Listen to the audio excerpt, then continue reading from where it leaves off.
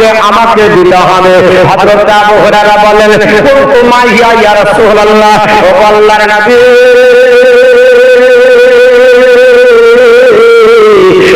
আল্লাহর পয়গম্বর, এই ছটা জিনিস কি আপনি বলে দেন। আল্লাহর নবী পবিত্র জবান দ্বারা বললেন, ওয়ালা সালাতে, আমার সাহাবী আবু হুরায়রা, এক নাম্বার নামাজের গ্যারান্টি দাও।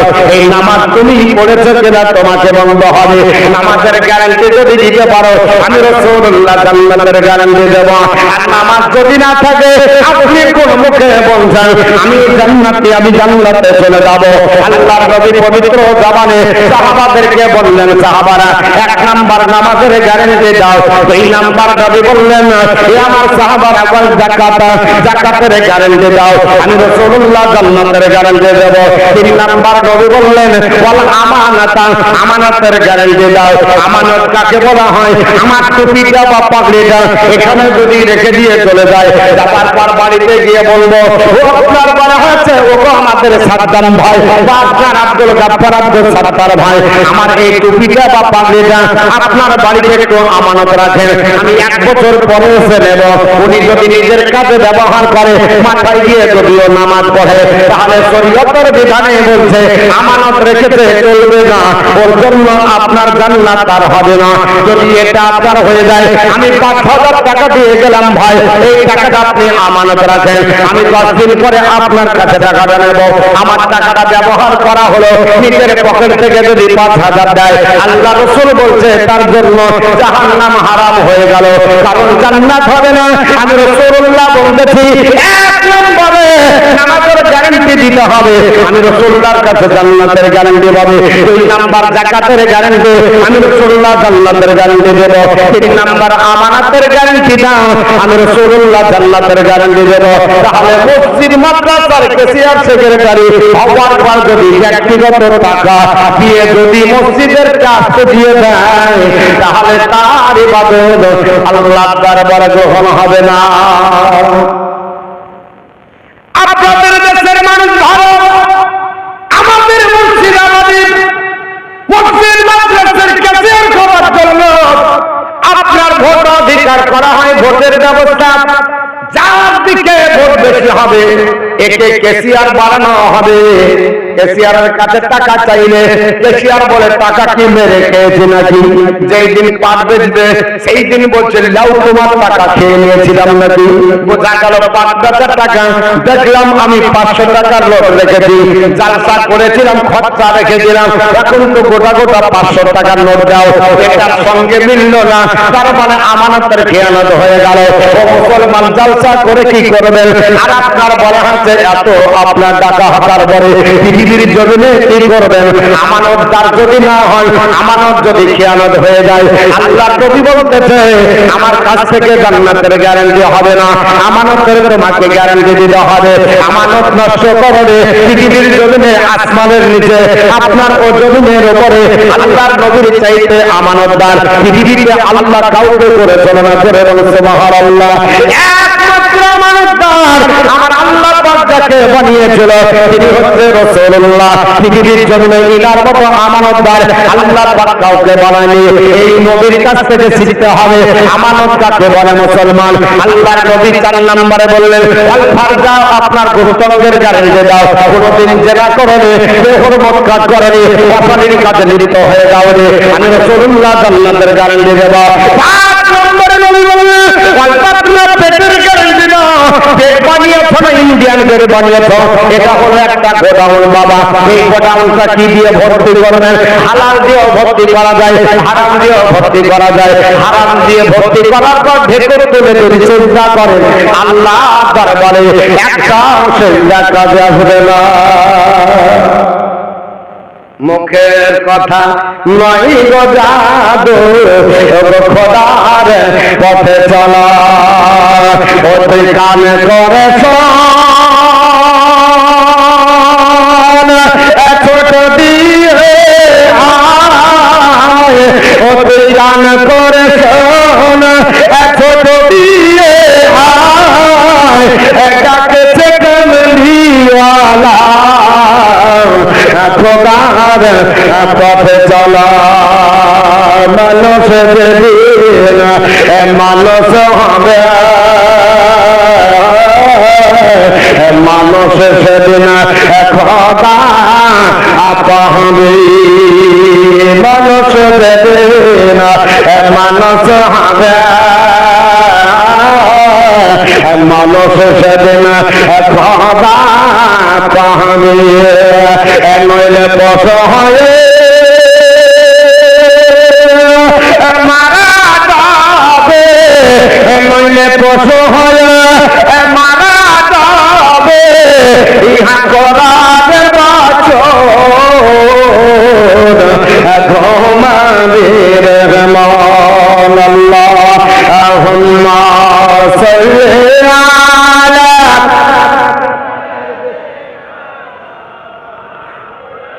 ওয়া আলা আলি সাইয়্যিদিনা মাওলানা মুহাম্মদ সাল্লাল্লাহু আলাইহি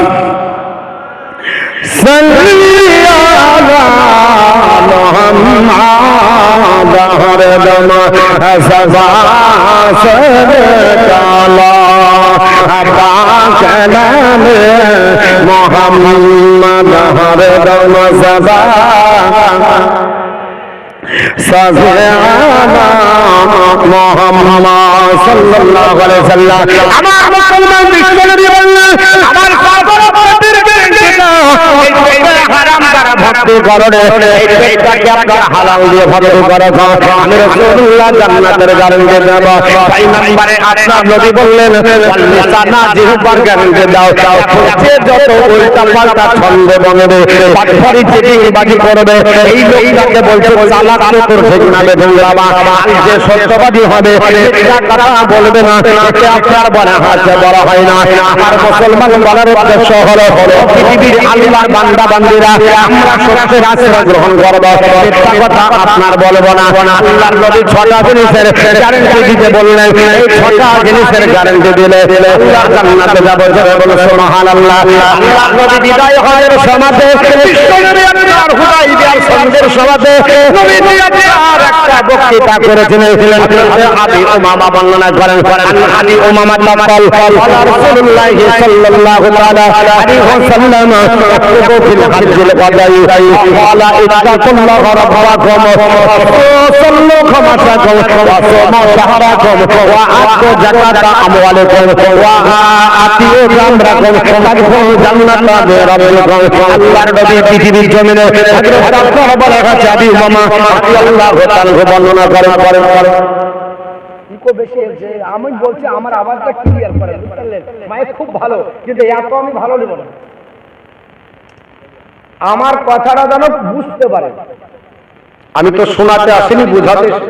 আমি যে কি বলছি যদি বুঝতে না পারে আমার এখানে বেকার সময় দেব। কম করে দেন, যারা আমার স্পষ্ট ভাষাটা মানুষের কাছে পৌঁছায়। নাকি বলছেন বাপ? আমি তো বলবো আর আপনারা শুনবেন। সকালবেলায় যদি বলে কি বলেছে মৌলভী সাহেবের গজলটা ভালো ছিল, আর কি বলেছে ওটা কি যে বললো বুঝতে পারলাম না, ওটা আমি প্রত্যেকটার বাংলা বলে দিব, আরবি না পারলে বাংলাটা মনে থাকবে কি বলতে চাই। ঠিক না ঠিক বাপ? হ্যাঁ, এটাই তো নাকি আল্লাহুম্মা সাল্লি আলা, আর কিছু করতে হবে, একবার এরকম থাকবে মুহাম্মাদ আলা আলি সাইয়্যিদিনা মাওলানা মুহাম্মদ সাল্লাল্লাহু আলাইহি সাল্লাম। বিদায় হবে, নবী আমার বক্তৃতা করলেন, নবী বললেন ইত্তাকুল্লাহ রাব্বাকুম। এক নাম্বার হচ্ছে আল্লাহকে ভয় করো, পৃথিবীর কোন মোল্লাকে ভয় করিনি, করবো না, জোরে বলুন। আর যদি ভয় করেন তাহলে আপনাকে হিসাব দিতে হবে। আমার আল্লাহ পাক বলেন পৃথিবীর জমিনে একমাত্র আপনার বান্দা তোমরা বন্দিগি করবে আমারই গোলামতি করবে কারো না। আর আমি আল্লাহকে ভয় করো, নবী আমার বললেন ইত্তাকুল্লাহ রাব্বাকুম, এক আল্লাহর ভয় করো। আর আমরা ভয় করি নেতাকে, ঠিক না বেঠি? যদি নেতা আমার নামে কেস দিয়ে দেয়, যদি আমার টিবালটা তুলে নিয়ে চলে যায়, আমার যদি ভোটের তালিকা থেকে নামটা বাদ দেয়, এনআরসিতে নামটা যদি ডিটেনশন ক্যাম্পে চলে যায়, শুনে রেখে দে, দুনিয়ার জীবনকে নিয়ে এত কিছু ভাবার চিন্তা করার দরকার নাই। আমার আল্লাহ পাককে যদি আপনি ধরেন, আম্মাইয়াত তাকাল্লাহু ফাহুয়া হাসবুহু, আল্লাহ পাক বলে যে আমার উপর ডিপেন্ড করলো, আমি তার জন্য যথেষ্ট। করে বল সুবহানাল্লাহ। কে বাহাদুর, কে দাদা, কে দিদি, ও দাদা দিদি দেখে লাভ নয়, আমরা দেখবো এক আল্লাহ। আল্লাহ পাক তোমার আপনার কথার উপরে চলি, তোমার কোরআন উপরে চলবো, তোমাকে আপনার এক বলে মানি, তাতে কেউ আসে যায় না, এতে আপনার দেখার দরকার নাই। যদি এক আল্লাহকে ধরে, যত বড় আপনার দাদা আর দিদির শক্তি আসুক না কেন, দাদা দিদি ফেরাউনের চাইতে বড় না। ফেরাউন পৃথিবীর জমিনে নিজেকে খোদাই দাবি করেছিল, আর রব্বুকুমুল আলা বলেছিল, আমি সবচাইতে বড় খোদা বলেছিল। আল্লাহ পাক বললেন, নবী ও আপনার বলা হয়েছে মশা, তোমাকে এত চিন্তা করার দরকার নাই, তুমি দরিয়া পার হয়ে চলে যাও, আমি দরিয়ার পানি দিয়ে তাকে জীবনের মতো আপনার কিয়ামত পর্যন্ত জাল মাছের শক্তি বানিয়ে রেখে দেব। দেখার পরে নাস্তিকেরা শিখবে আপনার বলা হয়েছে নমরুদ পৃথিবীর জমিনে এত বড় বাদশা, কত আপনার দুনিয়াব্যাপী বাদশাহী করলো, ইব্রাহিম আলাইহিস সালামকে জব্দ করার জন্য আপনার অগ্নিকুণ্ডতে নিক্ষেপ করলো। আল্লাহ বললেন, দোস্ত চিন্তা নাই, ওকে সাইজটা করার জন্য অত শক্তি লাগবে না। ল্যাংড়া মশা আপনি রেডি করে রেখেছে, ওই ল্যাংড়া মশা আপনার নাকের ছিদ্র দিয়ে আপনার মাথার মগজের খুলিতে যাবার পর যখন কামড় দিবে, নিজের মাথা নিজে থেকে আপনার জাহান্নামে যাবে। সাদ্দাত বাদশা চেষ্টা করেছিল আল্লাহর জান্নাতকে ঢোকবো না, নকল জান্নাত তৈরি করতে গেল। আল্লাহ বলল, স্বাদ মিটবে না, সতর্কের বুকের উপর ফেলে দিয়ে কিয়ামত পর্যন্ত জাহান্নামী বানিয়ে রেখে দেব। পৃথিবীর জমিনে উৎপা চাইবা আবু থেকে যারা এসে করে সব ধ্বংস হয়ে গেছে। মুসলমান এক আল্লাহর উপর ডিপেন্ড করে আপনি আমি যদি চলি অসুবিধা নাই, আর আল্লাহকে ছেড়ে দিয়ে মোল্লার পিছন যদি দৌড়াবড়া করে, মোল্লার পিছন পিছন যদি যায়, তাহলে জীবন বেকার হয়ে যাবে। আপনার বলে হয়েছে পৃথিবীর জমিনে এক আল্লাহর দাসত্ব করব, এক আল্লাহকে আপনার বলে হয়েছে মেনে নেব। আমার মুসলমান বলার উদ্দেশ্য হলো, নবী বললেন, ইত্তাকুল্লাহ রাব্বাকুম, এক আল্লাহকে তোমরা ভয় করো। দুই নাম্বার বিশ্বনবী সাল্লাল্লাহু আলাইহি ওয়াসাল্লাম পবিত্র জবান দ্বারা বললেন, সাহাবারা অসল্লু খামসাকুম, পাঁচ ওয়াক্ত নামাজ পড়ো। ক ওয়াক্ত বাবা? আমার নবী বললেন, সল্লু খামসাকুম, পাঁচ ওয়াক্ত তোমরা নামাজ পড়ো। তিন নম্বরে বিশ্বনবী বললেন, ওয়াসুমু শাহরাকুম, রমজান মাসে রোজা আদায় করো। চার নম্বর বিশ্বনবী বললেন, ওয়াআতু যাকাতা আমওয়ালিকুম, তোমাদের মালের যাকাত তোমরা দাও। 100 টাকার ভিতরে 97.5 টাকা আপনার জন্য বই ধরেছে। 2.5 টাকা যদি খেয়ে নেন, 97.5 টাকাটা আপনার জন্য হারাম হয়ে গেল। পেটের মধ্যে হজম হবে না, গড় হজমি হবে, তাই দিন যদি দেন কাজে আসবে না। আপনার পেটে কলা, আপনার থানসাল যদি আপনার খান, এতে কোনো কাজে হবে না, কারণ ওটা আপনার গরিবের হক মেরেছেন, অধিকার আপনি দেননি, এতিমের হক মেরে দিয়েছেন, গরিবের হক মেরে দিয়েছেন। সেজদা যদি করা যায়, ওই সেজদা কবুল হবে না, কারণ যাকাত আপনার জন্য জায়েজ নাই। আল্লাহর নবী বললেন, 4 নম্বরে তোমরা আপনার বলা হচ্ছে আদু যাকাত আমওয়ালিকুম, তোমাদের মালের যাকাত তোমরা আদায় করো। আর আপনার 5 নম্বরে ওয়া আতিউ যা আমরা তোমাদের মধ্যে নেতা যারা হবে, নেতার নেতৃত্ব মানো। জোরে বল সুবহানাল্লাহ। নেতা কে হবে? ওই নেতা কি কালভেট চুরি করা নেতা? না না, কালভেট চুরি করা নেতার নেতৃত্ব নয়। রাস্তার আপনার রড সিমেন্ট চুরি করবে, ওই নেতার নেতৃত্ব নয়। গরু চুরি করার নেতার নয়, চাকরি চুরি করা নেতার নয়, আপনার বিড়ি চুরি করা নেতা নয়। ওই নেতা ওই কর্মী নেতা হবে যে নেতা সুন্নতি তরিকায় চলবে। আল্লাহ পাক কোরআনে বলেছে, আতিউল্লাহ ওয়া আতিউর রাসূল ওয়া উলিল আমরি মিনকুম, তোমরা আল্লাহর ইতাআত করো, আমার রাসূলের ইতাআত করো। তোমাদের মধ্যে যারা উলুল আমর হবে, জ্ঞানী যারা পণ্ডিত হবে, হাদিস কোরআনের পারদর্শী অর্জন করবে, হাদিস কোরআনের পাণ্ডিত্য অর্জন করবে, এই নেতার নেতৃত্ব মানো। কারণ ওই নেতা কোথায় যাবে? ওই নেতা আল্লাহর আপনার জান্নাতে যাবে। নবী বলেছে আমার সুন্নতি তরিকায় যারা নেতৃত্ব দিবে এদের জায়গা আল্লাহর আরশের নিচে হবে। জোরে বলুন সুবহানাল্লাহ। আর আপনার পৃথিবীর জমিনে ওই জন্য আপনার বলা হয়েছে আমাদের সবচাইতে বড় নেতা যিনি, আমাদের সবচাইতে যিনি আমাদের বড় নেতা যিনি হবে উনি হচ্ছেন রাসূলুল্লাহ। ওর চরিত্রের উপর ফলো করে বাস্তব জীবন রূপায়ণ করলে কিছু অসুবিধা নাই। কারণ নবী আমার আপনার এত বড় নেতা, ভনকে মার বলেছে জগৎবাসী মুহাম্মদ রাসূলুল্লাহ not only founded a new religion but also established a polity. Muhammad শুধুমাত্র আপনার ধর্মীয় প্রচারক নয়, তিনি রাষ্ট্রীয় নেতা ছিলেন। জোরে বলুন সুবহানাল্লাহ।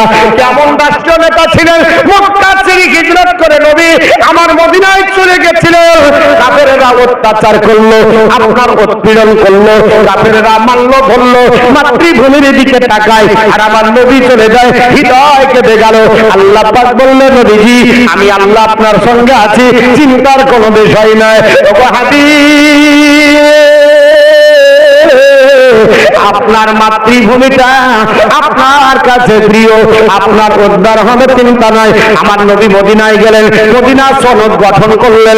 যখন রাষ্ট্রীয় ক্ষমতা দখল করার জন্য নবী মদিনার সনদ গঠন করে মক্কা যখন আপনার অভিযান করলেন, মক্কাকে বিজয় যখন করলেন, ওই সময়তে আপনার নবী আমার মক্কা আপনার বিজয় করলেন। ফাতিহায়ে মক্কা বলা হয়। যখন কাবা উদ্ধার করে মক্কাতে ইসলামিক পতাকা উত্তোলন করলেন, নবীর আপনার চরিত্র দেখুন। ওই সময় ওয়াশিংটন আরভিন বাবা বিশ্ববিখ্যাত একজন লেখক আল্লাহর নবীর উপরে আপনার কলঙ্কর দাগ লাপার চেষ্টা করেছিল, নবীর ভুল ধরার চেষ্টা করেছিল। কিন্তু যখন চেষ্টা করতে করতে আল্লাহর নবীর আপনার বিদায় হজ এবং নবীজির আপনার মক্কা বিজয়ের ইতিহাস যখন বলল, বলতে বাধ্য হয়ে গেলেন the whole conduct of Muhammad on gaining possession of Mecca সোরদাদ। উনি বলতে বাধ্য হয়ে গেলেন ও পৃথিবীর মানুষেরা শুনে রেখে দাও, আমি আমেরিকার বিশ্ববিখ্যাত ঔপন্যাসিক, আমার নাম ওয়াশিংটন আরভিন। আমি নবীর আপনার সাথে বিয়াদবি করতে শুরু করেছিলাম, বিরুদ্ধে লিখতে শুরু করেছিলাম। কিন্তু লিখতে লিখতে আমার কলমের চাপটা ঢোকা ঘুরে গেল, আমি আর লিখতে পারলাম না। আমাকে কেউ যদি মারে আমি প্রতিশোধ নিই, এমনকি ছাওয়াকে লাঠি তুললে ছাওয়াও লাঠি তুলে তুলে কি তুলে না ছায়া। আপনি যদি মনে করেন ছায়াকে লাঠি তুলবো, ছায়া তুলে না, তুলে না। কিন্তু নবীর চরিত্র এত সুন্দর যে নবী কোনোদিন এত অত্যাচার হয়ে চলে গেলেন, তাও তিনি বলছেন the whole conduct of Muhammad on gaining possession of Mecca সুর। মক্কা বিজয়ের সময় নবী পাক সাল্লাল্লাহু আলাইহি ওয়াসাল্লামের চরিত্রে এটা স্পষ্ট হয়ে উঠেছিল যে আপনার বলা হচ্ছে it was religious more than a military term. এটা ছিল সামরিক বিজয়ের চাইতে অনেক বেশি ধর্মীয় বিজয়। His heart to soften to was his native place. স্বদেশের প্রতি তার হৃদয় কোমল হয়ে উঠেছিল। Not that in his power, যখন স্বদেশ তার আপনার বলা হচ্ছে ক্ষমতায় আসলো, আপনার বলা হচ্ছে সে সময় হিজ আপনার বলা হচ্ছে রিসেন্টমেন্ট ওয়ার টু আপনার war to success war to তিনি বললেন শোনো, যখন মক্কাকে বিজয় করলেন তখন তার ক্রোধ নির্বাপিত হয়ে গেল, ঠান্ডা হয়ে গেল। তিনি মক্কার মানুষকে বিনা কসুরে ছেড়ে দিলেন আর আপনার বলে হচ্ছে মাফ করে দিলেন। জোরে বলে সুবহানাল্লাহ। দুটি কোন নবী আমার রেখেছিলেন, একটা যারা কলমা পড়বে তাদের জন্য মাফ, কোনো অসুবিধা নাই, কিচ্ছু দিতে হবে না। আমার ভাইকে মেরেছো, বাপকে মেরেছো, আঘাত করেছো, পচা উটের ভুঁড়ি চাপিয়েছো, তবুও ক্ষমা করে দিব, কলমা পড়ে দাও। অথবা যদি কলমা না পড়ো থেকে যাবে কাফের, তার জন্য তোমাকে আপনার বলা আছে ধার্য করা হলো এত টাকা তোমাকে দিয়ে চলে যেতে হবে। যে মক্কার সবচাইতে বিশ্ব নবীর চরিত্রে এটা স্পষ্ট হয়ে গেছিল। এর জন্য বাবা গাছবাবল বলতে বাধ্য হলেন মুহাম্মদ রাসূলুল্লাহ সেটা three example to his people his character of pure standard. Muhammad এমন একজন চরিত্রের অধিকারী যার চরিত্রে কোনো কলঙ্কর দাগ নাই। জোরে বলো সুবহানাল্লাহ। নিষ্কলঙ্ক চরিত্রের মহান নায়ক যিনি পৃথিবীর জমিনে আমার আল্লাহ পাঠিয়েছিলেন তিনি হচ্ছেন রাসূলুল্লাহ। ওই নবী বললেন শোনো, আতিও যা আমরা কুম, তোমরা নেতার নেতৃত্ব মানো, তাদখুলু জান্নাতা বিরাব্বিকুম, আল্লাহর জান্নাতে চলে যাবে। জোরে বলুন সুবহানাল্লাহ। নবী বললেন সাহাবারা, চোখের আমার ঠান্ডা হলো নামাজ, আমি রাসূলুল্লাহ বলছি নামাজ পড়ো। এই নামাজ যদি পড়ো, আমার আল্লাহ তোমার আপনার বলা হয়েছে জীবনের সব চাওয়া মিটিয়ে দেবে। আমার আল্লাহ বলে দিয়েছে, আমার কাছে যা চাইবি পাবি রে বান্দা বান্দি। তবে নামাজ পড়ে নামাজের মুসল্লায় বসে ধৈর্য ধারণ করে আমি আল্লাহর কাছে চাই, কারণ আমি আল্লাহ উজিবুদ দাওয়াতি দাই ইজাব দান, প্রত্যেকের দোয়া কবুল করি, যেখান থেকে যে অবস্থায় বান্দা বান্দি করুক। জোরে বলুন সুবহানাল্লাহ। বান্দা আপনার ডাকা আতা, আল্লাহ পাক বলেছে বান্দা বান্দি আমি আল্লাহর কাছে চাইবে, আর উনি আমার কাছে যাও, আস্তাজিব লাকুম, আমি তোমার ডাকে সাড়া দেব। আল্লাহ পাক সাড়া দিবে মুসলমান, কিন্তু সাড়া দেওয়ার আগে আপনাকে আল্লাহর ইবাদতে মশগুল হয়ে যেতে হবে। আল্লাহর আপনার ইবাদতে নিজের জীবন যাপন করতে হবে, নিজেকে পরিচালনা করতে হবে। আমার এই বক্তব্য সবার আপনার পছন্দ হবে না, কারণ আপনার বলা হয়েছে এই ইবাদতের বিষয়, কারণ আপনার বলা হয়েছে সবকে ইবাদত আপনার ভালো লাগে না, কারণ আপনার রঙ্গ টপ্প করে চলে গেলে আপনার কিয়ামতের দিন হিসাব দিতে হবে। কারণ আমার আল্লাহ পাক বলেছে, এক পৃথিবীর মানুষেরা হাসরের ময়দানে আমি আল্লাহ যেই দিন তোমাদের করব, আমতাতুল ইয়াউমা আইয়ুহাল মুজরিমুন, আমি দুই ভাগে বিভক্ত করব, একটা জান্নাতি দল হবে, একটা জাহান্নামী দল হবে। বাবা, ওই হাসরের ময়দানে আপনার দুই ভাগে বিভক্ত হবে, জান্নাতি দল জান্নাতের দিকে যাবে, জাহান্নামী দল জাহান্নামের দিকে যাবে। আল্লাহর নবী পবিত্র জবান দ্বারা বলে, হাদিসটা আপনার তিরমিজি সুনানে তিরমিজি হাদিস নাম্বার 415 এর ভিতরে, এবং আপনার খাসাইসুল কুবরাতে আছে, এবং আপনার মাজমাউল জাবাইতে আছে, এবং মুসনাদুল বাজ্জারের ভিতরে আছে, এবং ইবনে মাজার ভিতরে আছে, বিভিন্ন আপনার গ্রন্থে এই হাদিসটা আছে। হাদিসে রাবি হযরত আবু হুরায়রা রাদিয়াল্লাহু তাআলা বর্ণনা করেন, আন আবি হুরায়রা তাআলা সামি'তু রাসূলুল্লাহ সাল্লাল্লাহু তাআলা আলাইহি ওয়াসাল্লাম ইয়াকুলু, আপনার ইয়াকুলু ইন্নামা আউয়ালু মা ইউহাসিবু বিহিল আবদি ইয়াউমাল কিয়ামাতি মিন আমালিহি সালাতুহু ওয়া ইন সালুহান ফাকাদ আফলাহা ওয়া আনজাহা ওয়া ইন ফাসাদান ফাকাদ খাবা ওয়া খাসিরা। আল্লাহর নবীর সাহাবী হযরত আবু হুরায়রা বর্ণনা করে, ও নবীর সাহাবারা শোনো, যেই দিন হাসরের ময়দানে আমার আল্লাহ উত্তোলন করবে, বান্দা বান্দি যেদিন হাজির হবে, এদের আপনার বলা আছে ওই উন্মুক্ত আকাশের নিচে আপনার মাথার উপরে আমার আল্লাহ সূর্য উত্তোলন করবে। প্রচন্ড রোদের কারণে মগজগুলো টকবক টকবক করে আপনার ফুটতে থাকবে। ভাতের হাঁড়িতে যেমন জল দেবে আপনার বলে হাতে ভাত উঠলে উঠলে পড়ে যায়। আল্লাহর নবী বললেন, সাহাবারা নাকার কানের ছিদ্র দিয়ে মগজ উঠলে উঠলে পড়বে, জিহ্বা হাঁপাতে হাঁপাতে এতই জিহ্বা বড় হবে হাসরের মাটি ঢেকে ঢেকে যাবে, মাটি আবার পড়ে আপনার লাল তামা হয়ে যাবে, নিজের পাশিনাতে হাতে ধরে করবে, বাপের কাছে দৌড়ে যাওয়া হবে। আমি তোমার ছেলে, বাপ বলবে তোমারে চিনি না, আমার পৃথিবীর জমিনে আমি তোমাকে আপনার ছেলে জন্ম দিয়েছি, এটা তো আমার হতে পারে না। বাপ অস্বীকার করে ছেড়ে দেবে, মায়ের কাছে যাওয়া হবে, মা বলবে চিনি না, তোমাকে আমি সাহায্য করতে পারবো না, তুমি আমার কাছ থেকে চলে যাও। আপনার প্রাণের বিবি বাবা, যে বিবির জন্য কেরালা খাটলেন, বিবির জন্য সৌদি খাটলেন, বিবির জন্য আপনার বাইরে গেলেন, নামাজ কাজা করলেন, এক ওয়াক্ত নামাজ যদি কাজা হয়, আল্লাহর নবী সোনার জবানে বললেন, সাহাবারা এক ওয়াক্ত নামাজ যদি কেউ কাজা করে, আমার আল্লাহ তার নামটা জাহান্নামের দরজায় লিখে দেয়। জোরে বলুন আস্তাগফিরুল্লাহ। এক ওয়াক্ত নামাজ কাজা যদি হয়ে যায়, জাহান্নামের দরজায় লেখা হবে। আর যদি কোনো মুসলমানকে হাত তুলতে বলা হয়, বলবে হুজুর আমরা তো একক তো পড়ি, কাজা না, একক তো আদা, কোন তো বলে মিসকল মারি শুধু জুম্মা, তাও 2 রাকাতের বেশি না, তাও জানি না, বইয়ের অত্যাচারে যাই, তাছাড়া যেতাম না। বউ বলছে শোনো, আমি হাজি বংশের মেয়ে, আমার বাপ নামাজি, মা নামাজি, ভাই নামাজি, দাদুও ছিল হাজি, অতএব হাজি বংশের মেয়ে তোমার বাড়িতে নাস্তিকে পড়ে গেছি, তুমি জুম্মাটা অন্তত পক্ষে পড়ো। আমিও পারি না, বউ ছেড়ে যায়, ইমাম তোর পিছনে ইক্তেদা করলাম, মাত্র 2 রাকাতের বেশি ধার ধারবো না। 2 রাকাত হয়ে গেল, কুতে বেড়ে আপনার বলা হয়েছে লাস্টে গেল গেল আর আপনার ফার্স্টে বেরিয়ে চলে আসে, ঠিক না বেঠি? এ হচ্ছে হাইব্রিড প্রোডাক্টের নামাজ। শুক্রবারের দিনও আপনার ফাঁকি মারে, সব নামাজ তো পড়ে না বাবা। আমরা 2 রাকাতের পরে 8 রাকাত পড়ে আমাদের আপনার বেরোতে টাইম লেগে যায়, আর চাচার দেখে তাড়াতাড়ি হয়ে যায়। একেবারে আপনার বাড়িতে গিয়ে একযোগ ঘুম পাচ্ছে, ঠিক না বেঠি বাবা?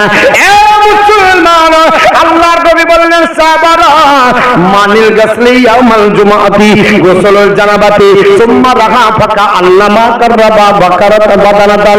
এ আমার সাহাবারা শুনে রেখে দাও, জুম্মার দিন যদি ফরজ গোসলের মতো গোসল করে আল্লাহর বান্দা জুম্মার দিন 1 নম্বরে মসজিদে যদি দীক্ষিত হয়, আমার আল্লাহ তার আমলনামায় একটা উট কুরবানি সওয়াব দেবে। জোরে বলো, কটা উট কুরবানি? একটা। আপনাদের এখানে কেউ আছে একটা উট কুরবানি গোটাই দিয়েছেন? হয়তো কেউ দিয়েছেন, তাও ভাগে নাকি? গরু কুরবানি করি তাও দেখি যে কোনটা তো কম ভাগ আছে।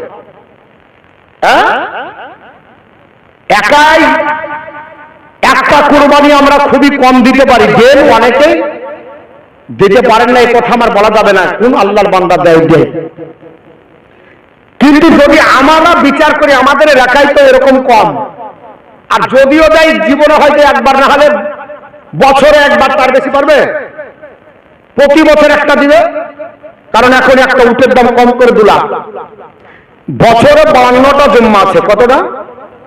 52টা। তাহলে প্রত্যেক জুম্মাতে যদি আমি ফার্স্ট কাতারে 1 নাম্বার দীক্ষিত হই, তাহলে 1টা করে উট কুরবানি সব, তার মানে 52টা বছরে উট কুরবানি দেওয়ার সব আমার নামাই আমলে হবে। জোরে বলছে সুবহানাল্লাহ।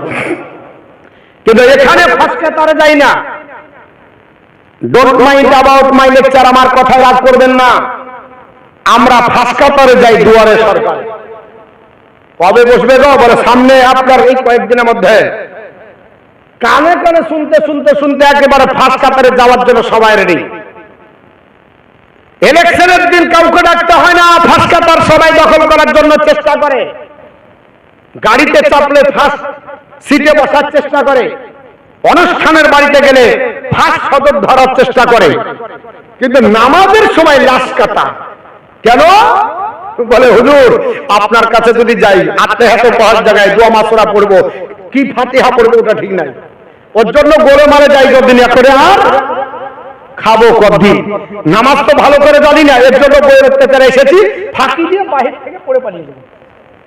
কারণ মৌলভিও তারা জানে না, আর আমিও জানছি কি করলাম। আল্লাহ বলছে তুই মর, ফারিস্তাও রেডি করেছিস, তোর কেমন হাম্বর দিতে হয় আমিও আল্লাহ পাক ঠিক রেডি করে নিয়েছি। আমার মুসলমান, পৃথিবীর জমিনে আল্লাহ পাকের আপনার মসজিদে যাবেন, নবী আমার বলেছে সাহাবারা মানিল গাসলি ইয়াউমাল জুমআতি গোসলের জানাবাতি সুম্মা রাহা ফাকা আন্নামা কাররাবা বাদানাতাল। নবী ডাক দিয়ে বললেন সাহাবারা, আল্লাহর কোন বান্দা বান্দি পৃথিবীর জমিনে যদি আল্লাহর ঘরে আপনার আল্লাহর কোন বান্দা যদি 1 নাম্বার আল্লাহর ঘরে যায়, আপনার বলা আছে শুক্রবারের দিন গোসলটা কিন্তু সুন্দর হতে হবে। কত সুন্দর হবে? ফরজের মতো। রাগ করিয়েন না, আমরা বেশি চা প্রিয় লোক। কিছু নামাজি আছে ফজরের নামাজের আগেই চাবালাকে ডেকে দেয়, আব্দুর রহমান রেডি কর, একবারে ফাঁস কাটার ধরবো। আমাদের দিকে কথা বলছে, আপনাদের দিকে বলছেন, আপনাদের নামে বদনাম দিয়ে আমার শেষে মার খেয়ে বরণ হবে, অনেক দূর বাড়ি বাপ যেতে হবে। তো চাবালাকে উঠিয়ে দেয়, নামাজ যা পড়লো একবারে 4G নেট চলছে। আরে বাস, হাই স্পিড নামাজ গো, কোনো জায়গায় ধরে না, কোন ব্রেক ট্রেক না, একেবারে উঠছে আর বসছে, উঠছে আর বসছে। চাচা কি পড়লে আবার যা পড়লে ভয় আল্লাহ কবুল করে নেবে। বাস। কত বছর থেকে পড়ছেন? ছোট থেকেই পড়ি। রুকুতে দেয় চাচা জীবনে সাথ হয় না, সিট দ্বারা খাড়া করতে পারে না, ওখান থেকে আবার চলে যায়, মানে হাফ টাইম করে নিয়েছি, আবার খাড়া হয়ে ওখানে আবার 30 সেকেন্ড ব্যয় করবো, ওখান থেকে চলে গেল। চাচার জিন্দেগিতে একটাও সিজদা কবুল হয়নি। যতক্ষণ পর্যন্ত ডিটেন হয়ে সুবহান রাব্বিল আলা বা আজিম পর্যন্ত এতক্ষণ না দাঁড়াবে, ততক্ষণ আর কখনো ওই রুকু থেকে না দাঁড়ানোর কারণে নামাজটা হবে না, কারণ অজিব ছুটে গেল। সেজদায় গেল, সেজদা থেকে দ্বিতীয় সেজদার আগে বসতে হবে, ডিট হয়ে দাঁড়াতে হবে। এতক্ষণ পর্যন্ত যেন একবার সুবহানা রাব্বিল আলা বা আজিম পড়ার সময় ব্যয় করে। যদি না দাঁড়ায় তাহলে নামাজ আর হবে না। তো যদি এটা হয় তাহলে হাই স্পিডে পড়ে কি করা হবে? গত রমজান মাসে নামাজ পড়েছি, আমার 1 ঘন্টা 20 মিনিট লাগলো। অন্য মুসল্লি এসে বলছে আমাদের মৌলভীকে পারে, ওর মুখের জড়তাই নাই, দাঁড়াই না। 33 রাকাত নামাজ একেবারে 35 মিনিটে খতম করে দিয়েছে। আমি বলছি নামাজের 12টা বাজিয়ে গেছে। বলে কেন? বলে নামাজ হবে না, শরীয়তের বিধান বলছে হবে না। বলে কেন, কি করে হবে না? বলে নামাজ পড়াইতে হবে না। বলে হ্যাঁ, একবারে হাই স্পিড, কোন জায়গায় দাঁড়াচ্ছে না। আমি বলছি ওই জন্যই তো হবে না। হয় কি করে? ওকে দেখে নিয়েছেন যে আমার সামনে পড়ান। তো বলছে ফরজ নামাজটা কেরাত করেছে, তার বাকি যে দেয়া ওটা দাঁড়াই নিয়ে আগে বলছে দলিল। হ্যাঁ, কি বললেন? বলছে ওইটুকুই বোঝা গেল লাস্টে দলিল। নামাজ হবে? এই নামাজ হবে না। সঠিকভাবে নামাজ পড়তে হবে, না হলে নামাজ কবুল হবে না। অন্য জায়গায় সময় দেয়, যায় টাইম পাস করে, আর আল্লাহর ঘরে টাইম দিতে পারি না, আল্লাহর ঘরে সময় দিতে পারি না। আমার মুসলমান বলার উদ্দেশ্য হলো, আমার নিজের বাস্তব জীবনের কথা বলছি। আমার এলাকায় ইলেকশন হচ্ছে, ডাক দিয়ে বলছে নেতারা, হুজুর সব আপনার দিন তো আপনার প্রোগ্রাম হয়, ঈদের দিনও মানুষ চাহে, কিন্তু ভোটের দিন তো আপনাকে কেউ নিবে না। আমি বলছি লিবে না কি? ফ্রিতে দিলেও নিবে না, মাইক ভাড়া আমি দিলেও নিবে না। বলে কেন? বলে ওটা বিশাল আনন্দ দিন, ঈদের দিন আমাদেরকে নেয়, কিন্তু ভোটের দিন নিবে না, ফ্রিতেও নিবে না। তো বলছে তাহলে এক কাজ করেন, একবারে ফার্স্ট সকাল সকাল চলে আসবেন। এবার আবহাওয়া ভালো নাই, গরম গরম ভাব, কি জানি হয়ে যেতে পারে। তো আমিও তাই ভাবলাম, বোটাকে নিয়ে চলে গেলাম। 7টার সময় যেয়ে দেখছি আমার কাতার 100 আপনার মিটার দূরে। আমি জিজ্ঞেস করলাম কি ব্যাপার? তো বলছে যে হুজুর সব সকাল বেলাতে লাইন দিয়েছে। তো আমি বলছি তাহলে গাড়ি ঘোরাই, একেবারে রাত্রি 8টার সময় আসবো। এখন আর দাঁড়াবো কি করতে? এতক্ষণ দাঁড়িয়ে কে থাকবে? গাছ করে একটা কর্মী ধরে বলছে হুজুর যায়েন না। বলে কেন? আপনাকে হাত ধরে নিয়ে যাক, একবারে সদর গেটে ভরে দিচ্ছি, নিয়ে যা ফার্স্ট গেটে আপনার স্কুলের একবারে গেটে দিয়ে দিচ্ছে, আমাকে দাঁড়িয়ে দিলেন, এখানে দাঁড়ান, খুলতে দেরি আপনাকে আগে ভরবো। আমি দেখছি সব মুরব্বির দল। জিজ্ঞেস করছি চাচা কখন এসেছেন? বলছে বাপ ফজরের নামাজের পর আর যাইনি, দেখলাম গেলে আবার কেউ দখল করে নেবে, এর জন্য ফজর থেকে দাঁড়িয়ে আছি। চিন্তা করেন, চাচার ফজর ধরতে গেলে বাতের ব্যথা, এসা ধরতে গেলে রাতকানা, জহুর ধরলে মাথা যাবে, ওটা ধরলে এটা যাবে, কিন্তু চাচা ফজরের নামাজের পরে একবারে নিয়াত করেছে পাক্কা, যাহা খুলবে একবার প্রথম টিপকে আমি দিব। কেন? জানো মিম্বার বুঝতে পারে তিরপালটা শোধ হয়ে গেল।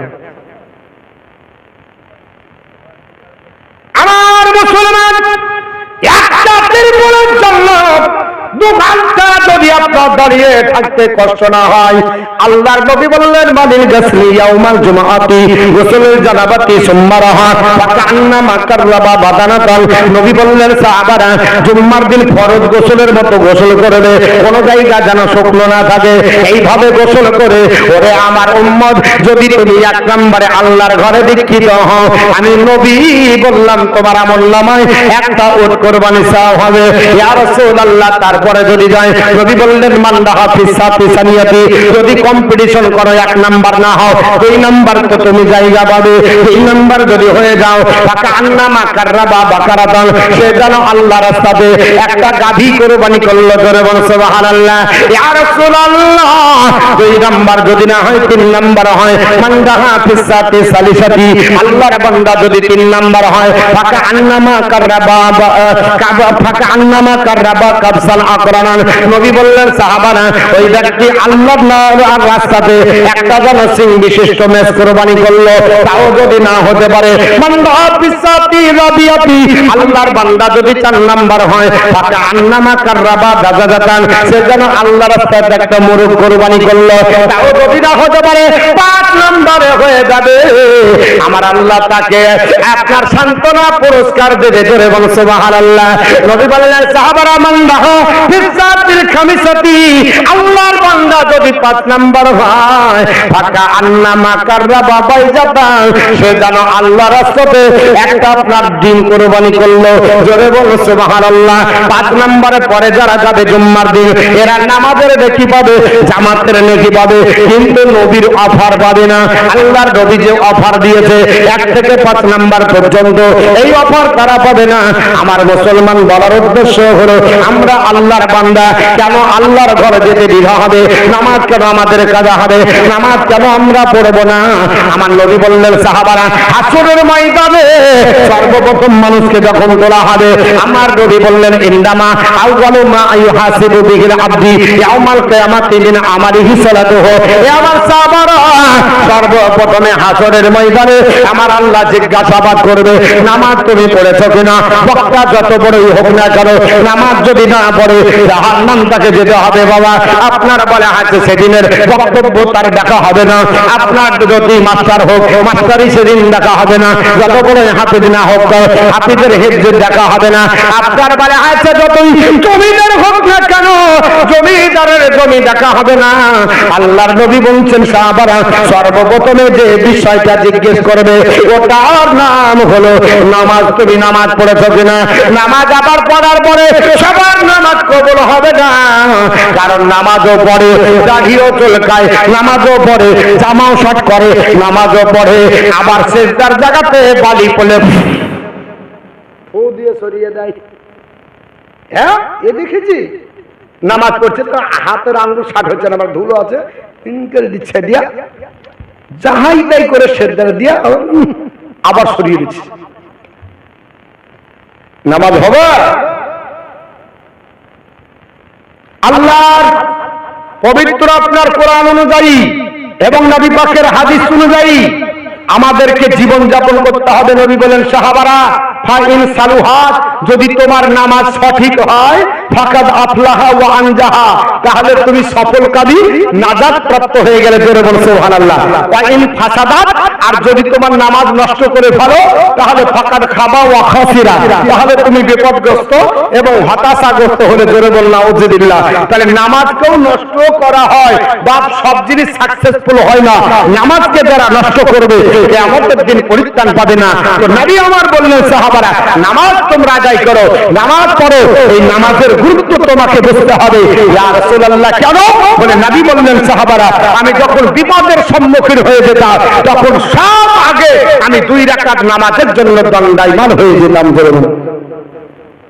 আর আমরা বিপদে পড়লে প্রধানের কাছে যাই, এমএলএর কাছে যাই, এমপির কাছে যাই, প্রধানমন্ত্রীর কাছে যাই, বিভিন্ন ব্যক্তির কাছে যাই। নবী বলছেন, যদি বিপদে পড়ো, নামাজে দণ্ডায়মান হয়ে আল্লাহর কাছে হাত পাতো। আল্লাহর নবী বিশ্ব নবীদের সাক্ষ্য দিল, এইভাবে জীবন যাপন করলে আপনার ইহজগৎ কল্যাণ, পরজগৎ কল্যাণ হবে। আর যদি না পড়েন, সব জীবন বেকার হয়ে যাবে। আমার নবী বললেন, লিকুল্লি নাবিয়্যিন দাওয়াতুন মুস্তাজাবা। এই আমার সাহাবারা, প্রত্যেক নবীকে আল্লাহ একটা করে স্পেশাল দোয়া দান করেছিল। আদম নবী স্পেশাল দোয়া প্রাপ্ত হয়েছিলেন, কিন্তু দোয়াটা দুনিয়ার বুকে করে গেছেন, আখিরাতে চাইবেন না। হযরত নূহ পয়গম্বর স্পেশাল দোয়া প্রাপ্ত হয়েছিলেন, দুনিয়াতে স্পেশাল দোয়াটা করেছেন, আখিরাতের দিন করবেন না। হযরত ইসমাঈল জাবিউল্লাহ স্পেশাল দোয়া পেয়েছিলেন, দুনিয়াতে করেছে, আখিরাতে চাইবেন না। হযরত ইসহাক পয়গম্বর স্পেশাল দোয়া প্রাপ্ত হয়েছিলেন, দুনিয়াতে চেয়েছেন, আখিরাতে চাইবেন না। এই করে আপনার ইয়া দাউদ পয়গম্বর থেকে শুরু করে আপনার বলে হয়েছে ইয়াহইয়া আলাইহিস সালাম এবং জাকারিয়া আলাইহিস সালাম, দাউদ আলাইহিস সালাম, সুলাইমান পয়গম্বর, হিজকিল আলাইহিস সালাম থেকে, হুদ আলাইহিস সালাম থেকে, মুসা থেকে ঈসা রুহুল্লাহ পর্যন্ত যত নবী আল্লাহ পৃথিবীতে পাঠিয়েছিলেন এবং রাসূলগুলোকে আল্লাহ পাঠিয়েছিলেন, প্রত্যেক নবী এবং রাসূল একটা করে স্পেশাল দোয়া পেয়েছিলেন। ওই দোয়াটা তারা দুনিয়ার বুকে করেছেন, আখিরাতের দিন আর চাইবেন না। আমার নবীকে জিজ্ঞেস করলো সাহাবারা, ইয়া রাসূলুল্লাহ, ইয়া হাবিবাল্লাহ, ওগো নবীজি, আপনার কি স্পেশাল দোয়া আল্লাহ দেয়নি? নবী বললেন, হ্যাঁ, আমার সাহাবারা, আমাকেও আল্লাহ স্পেশাল দোয়া দিয়েছে। ইয়া রাসূলুল্লাহ, আপনার দোয়াটা আপনি কোন জায়গায় করলেন? নবী বললেন, না না না, ও আমার সাহাবারা, আমার স্পেশাল দোয়াটা আমি দুনিয়ার বুকে কাজ করিনি, আমার স্পেশাল দোয়াটা আখিরাতের জন্য আমি আল্লাহ রাসূল রেখেছি। ধরে বল সুবহানাল্লাহ। আমার দরদি নবী বাবা পৃথিবীর জমিনে আপনার পচা উঠের ভুঁড়ি মাথায় নিয়ে শ্বাস প্রশ্বাস বন্ধ হয়ে যাবে। আমার নবী যদি চাইতেন সব আপনার ধ্বংস হয়ে যেত, আমার নবী চাইলেন না, উহুদের প্রান্তরে দ্বন্দ্ব শহীদ করলেন। নবী চাইলে আল্লাহ পাক উহুদ পাহাড়কে চাপা দিয়ে আপনার কাফেরদের ধূলিসাৎ করতেন। আমার নবী চাইলেন না, তায়েফের মাটিতে ছোট মুবারক ভিজিয়েছেন। নবী চাইলে পাহাড় দিয়ে তায়েফকে গুটিয়ে দিতে পারতেন। আল্লাহর নবী আপনার চাইলেন না, কারণ আমার আল্লাহ পাক ওই দিন যেদিন হাসরের ময়দানে আপনাকে আমাকে সমবেত করবে, আপনি আদম আলাইহিস সালাম থেকে শুরু করে সব নবীর কাছে যাবেন, কোন নবী আপনাকে ডাকবেন না, কোন নবী বলবে না আমি দায়িত্ব নিলাম, সবাই বলবে চলে যাও, সবাই বলবে চলে যাও। বড় হাদিস বাবা, চলে যেতে যেতে নবীর কাছে যাবেন, আল্লাহর নবী বলবে এসো, আমি তোমাদের জন্য আছি। ওই নবী আপনার বলা হচ্ছে বিশ্ব নবী, আল্লাহর দরবারে যখন আপনার বলা হচ্ছে তাকাবে, আল্লাহ কাহারে একটা রূপ ধারণ করবে, আল্লাহ পাক কাজী হয়ে বসবে। আমার আল্লাহ পাক বলবে আসা আইয়া বা আসাকা রব্বুকা মাকামাম মাহমুদা, হাবিব আপনাকে উচ্চ, আপনার অতি শীঘ্র উচ্চ মাকামে দণ্ডায়মান করা হবে।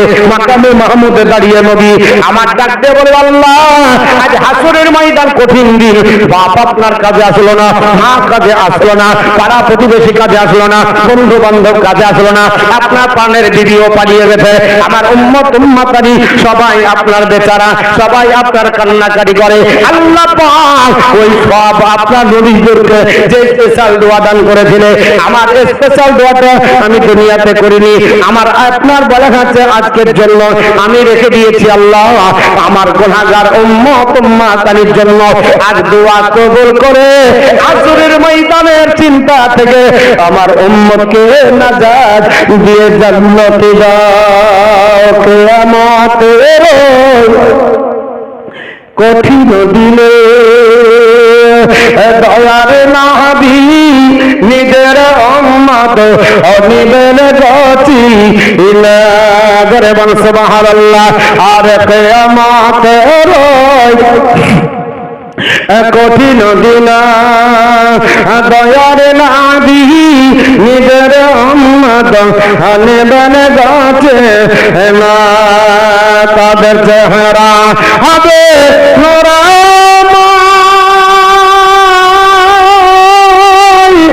যারা নবীর দরদ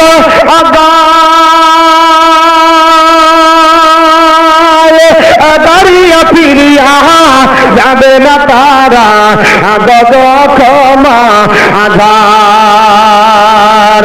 ইয়া রাসূলুল্লাহ উম্মত হইয়া ডাকি তোমায় সাড়া দাও না গায়ক বার। ইয়া রাসূলুল্লাহ গুনাহগার হইয়া ডাকি তোমায় সাড়া দাও না গায়ক বার। নবী হবেন জামিনদার, দাঁড়িয়ে কষ্ট দেখিল না গলে রহমাতের ভান্ডার। করে বল সুবহানাল্লাহ। নবী হবেন জামিনদার, দাঁড়িয়ে কষ্ট দেখিল না গলে রহমাতের ভান্ডার। নবী কালেবের করে এরা সবাই গুনাহগার, পুলসিরাতের রাস্তা হবে ঘরের চাইতো ধার। ইয়া রাসূলুল্লাহ উম্মত হইয়া ডাকি তোমায় সাড়া দাও না গায়ক বার। নবী আসলেন যেদিন ভাবে হরে পরিহীরা দরদ পড়ে গাই কলরাবে। নবী আসলেন যেদিন ভাবে হরে পরিহীরা দরদ পড়ে গায়ে কলরা হবে গারে রহমতের আসমানা কাবে আসিকে সেজদাই গুনাহগার উম্মত আজকে আমার কেমন হবে পার ইয়া রাসূলুল্লাহ উম্মত কইয়া ডাকি তোমায় সারা দাও না গায়ক বার আল্লাহুম্মা